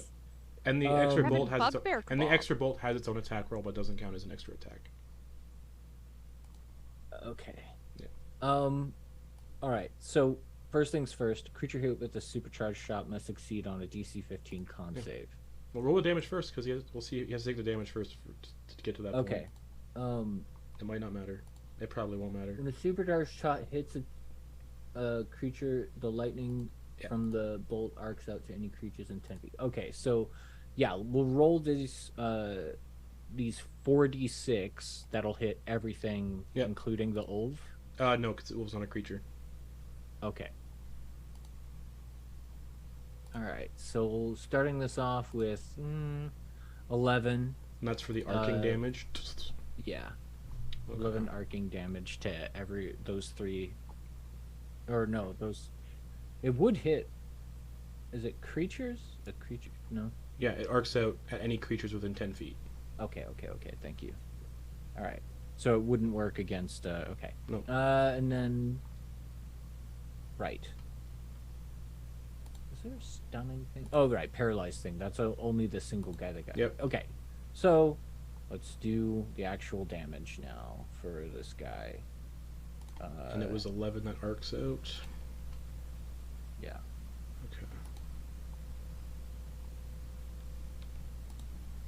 The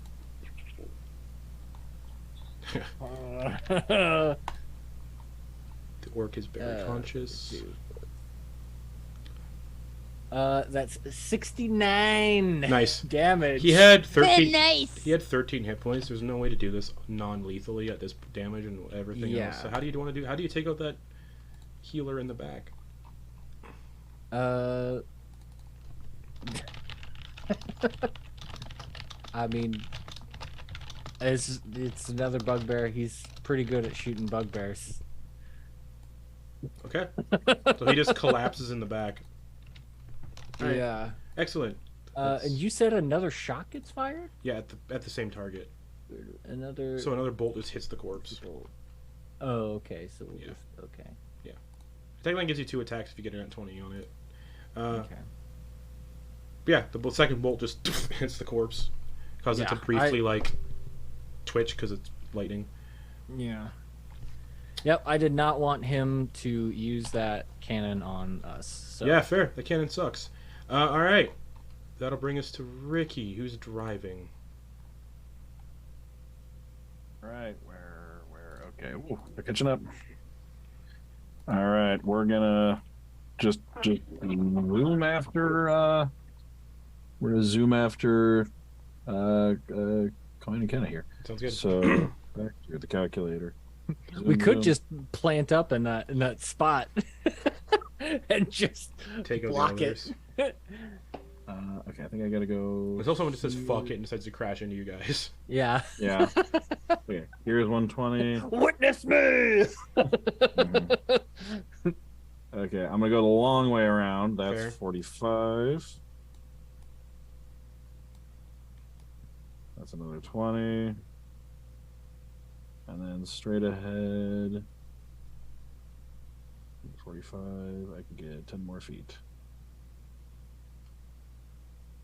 There we go. Okay, that's my full zoom around the corner movement. Alrighty, cool. We're getting near the end. Marsh the Mighty. Roll d20. His vehicle is unaffected by the engine thing he did, so he's going to move another 300 feet. 270. Oh, 'cause he's Because going to hit the patch of dirty water. Yeah. Okay. That was 55. Plus. 100. No, he can't fucking get around. He's gonna get right there. Just can't fucking get around. Oh shit. And he's like, oh. Chug, get out of the way. And oh fuck. Oh, that's so good.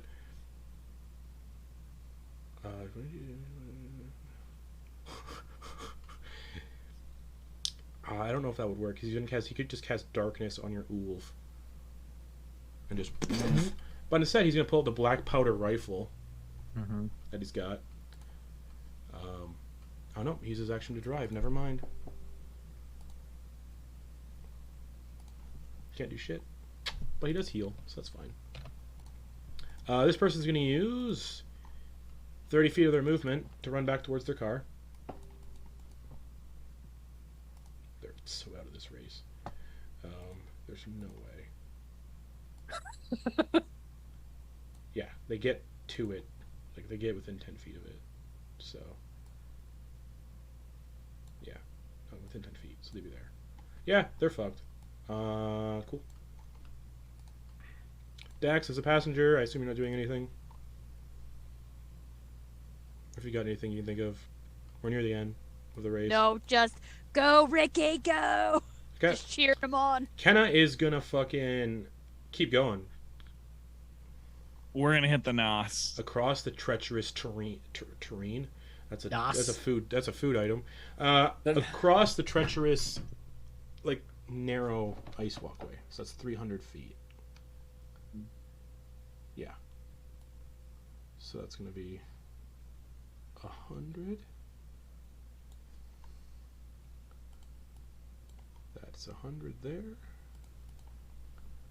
That thing just starts ripping away. That's 200. Oh shit, they're so close to the finish line. They might just get there almost. Oh, so close to the finish line. I can see the finish line. They're close. They'll get there next turn if they're not stopped. Which I guess we'll see. Quoin, in the passenger seat, you can see the end of the track up ahead. You guys are racing along this narrow ice kind of pathway where chunks of the ice are falling off on the sides.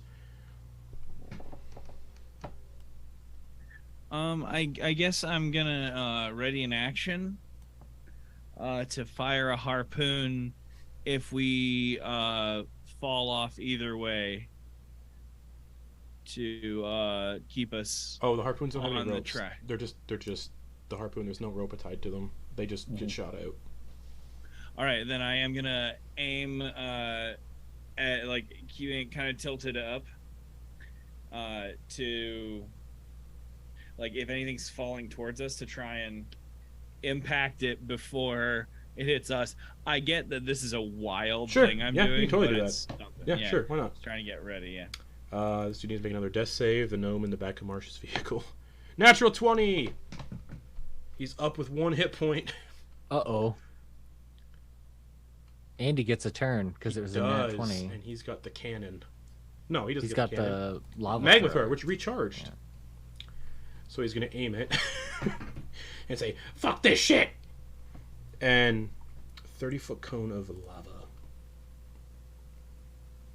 Oh, did that reach? Yep, it does. Ah! But it also gets chugs Ulv. Yeah. So, here we go. Flitz is the driver of this one. Yeah. So Flitz needs to make a dex save for the Ulv. So D20 plus 4 for the lava. 17 plus 4. So half damage from the lava cannon thingy. And then Druck and Flitz. Dex saves, which reminder, if you have +2, if you have half cover, you get +2 to dex saves, I imagine. I can't remember. But I think it's +2. I'm not sure. I think it is. Flitz got a 21 anyway. I got a 19. Alright, so Druck, you take no damage because of evasion. Cool. And the lava... I mean, I wouldn't have taken any damage anyway. Correct. The Ulv succeeded, so Flitz will take half of 98.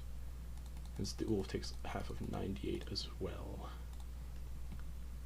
So Flitz takes half of 53. Oh boy. Boy.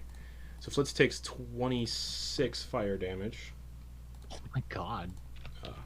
Flitz's damage for the first time, and your Ulv takes 26 points of fire damage.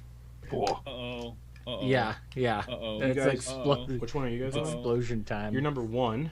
We haven't hit any. Yeah. Ours hasn't been damaged yet, so. Yours is on 30, so you take 26 fire damage. Yeah. So you've got 4 hit points left in your Ulv. I need you to roll me a d20 though for your mishap threshold. For your Oh. mishap, because you took you took more than A the d20? Because you took more than the mishap threshold. 7. 7. Engine rupture. The vehicle speed decreases by 30 feet until this mishap ends. Okay. So that's not one of the super bad ones. So Well, bring I us- mean, it's still bad. So Flitz is driving. Oh wait, shit! I forgot about the other Ulf. Sorry. Chug dies because he takes 53 damage and he has 1 hit point. So he just oh, wait.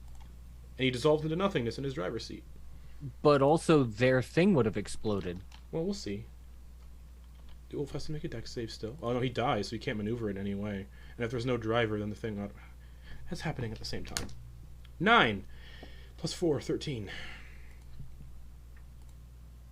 That Ulf explodes. Oh. In a 40-foot radius. Yeah. So that's getting everyone in this little area right here. Yeah. So- Including our wolves. That wolf explodes. Oh no. Yeah. Didn't take that. I forgot about that. Explodes. Bear with me here, everybody. There's so much to do. I'm gonna cry. All right, explodes. I need Druck, Flitz, and the Ulv to make dexterity saving throws. I mean, The Ulv, I don't think. my dexterity saving throw doesn't matter. Is there any way that my big body can cover Flitz or No.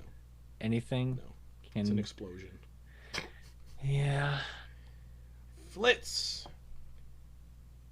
18 plus 3, 21. Flitz is gonna have the damage. The Ulv, d20 plus 4, natural 20 for 24, so it halves the damage from the explosion. Or, But- I mean, But it's got 4 hit points. and All right. then it's going to explode, and then we're gonna. Oh, God. Yeah, hold on. If you're reduced to 0 in the explosion, I did say you get blown to pieces. All right. Yeah, Flitz is gonna get blown to pieces. So, Flitz succeeded, Druck succeeded. So you both take from the explosion 13 fire damage. Which are you immune or resistant? I can't remember. Immune. Okay, so you take none. Flitz takes 13 fire damage. And then, sorry, a lot to do here. And then the piercing damage from the shrapnel of the explosion.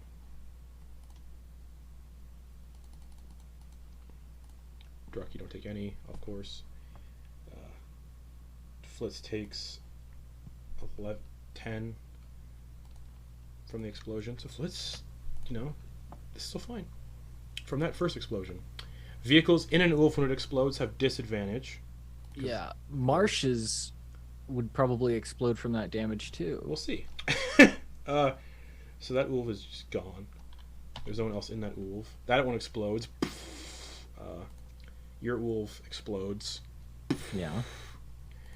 I need you and Flitz to roll dexterity saving throws with disadvantage because you're in the exploding Ulf. Mm-hmm. 16.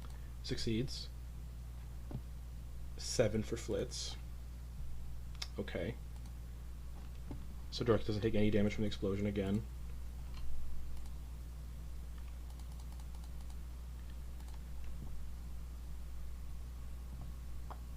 Flitz takes... This chain reaction of Flitz takes 29 fire damage. And...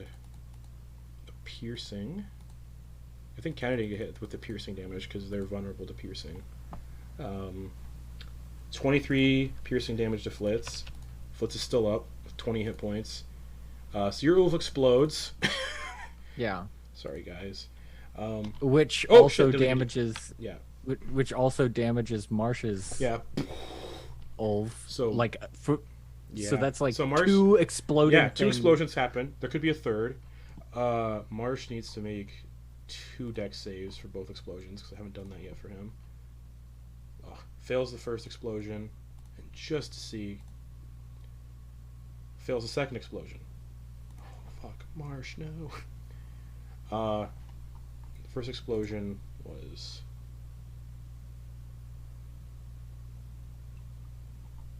The first explosion was 26 and 21. Marsh is incinerated in the blast of the second explosion. And nothing is left of that guy. What about his Ulf? His companion, Rusty, Yeah. had 1 hit point. Rusty is also blown to pieces. Yeah. The Ulf needs to make a dex save, 2 of them. 19 plus 4, 10 plus 4, so it succeeds on the first one. So half damage on the first round of explosions for that one. Marsh's Ulf was at 30 hit points. Oh, it hadn't taken any hits. But with all of the explosions that happen on it, even halved, it explodes. Yeah. And I need Druck and Flitz to make dex saves. Yeah. Just to, everyone can hear a chain reaction explosion. Just 17. succeeds. Flitz got a 12. Yeah. Uh-oh. Yeah. Uh-oh. You just killed Flitz. Oh no. Oh no. Maybe. Of all the ways tonight started out, I didn't think this was how it was gonna end. 31. Druck doesn't take any damage. Druck. Druck's willing to take the damage just to like use his huge ass body to like, since you're jump not in in the front of vehicle, these. I will let you attempt to shield yourself in this explosion, this next explosion. So just give me a straight dex save to see if you can just basically leap on Flitz. Okay. And 18. I'm gonna say if you're choosing to do this, you're gonna take the brunt of the damage then. Because I will take all of it. I will take everything. That would have blown Flitz to pieces. You take 31 fire damage. You don't take any because of the immunity. So you only take from the shrapnel that starts to impale you. Yeah. 23. Okay. And we'll say Flitz gets kissed by fire and takes 5 damage. Okay. All right. Bringing us to Flitz. Ow. Okay, buddy. No. I think we're out. But so is everybody else, so... oh no, the rat guy's still in. But for the sake of everything, because Quoin encounter right at the end, you guys clear the finish line. And eventually, your other members of your party clear the finish line. Flitz looks... no. Druck... Where's Druck and... Flitz? They get picked up on the way by the rat folk person who's like, oh shit, I'll take you guys to the finish line. Your team survives the death race unscathed. The only living member... Oh no. Unscathed? The only two living members of this gang that took part in the race are Pippi, who got banished at the beginning, and the rat man who helped get Druck and Flitz across the finish line. And as you go across the finish line, the other members of the gang seem a little confused. They're trying... Okay, we gotta figure out leadership now. Marsh fucking died.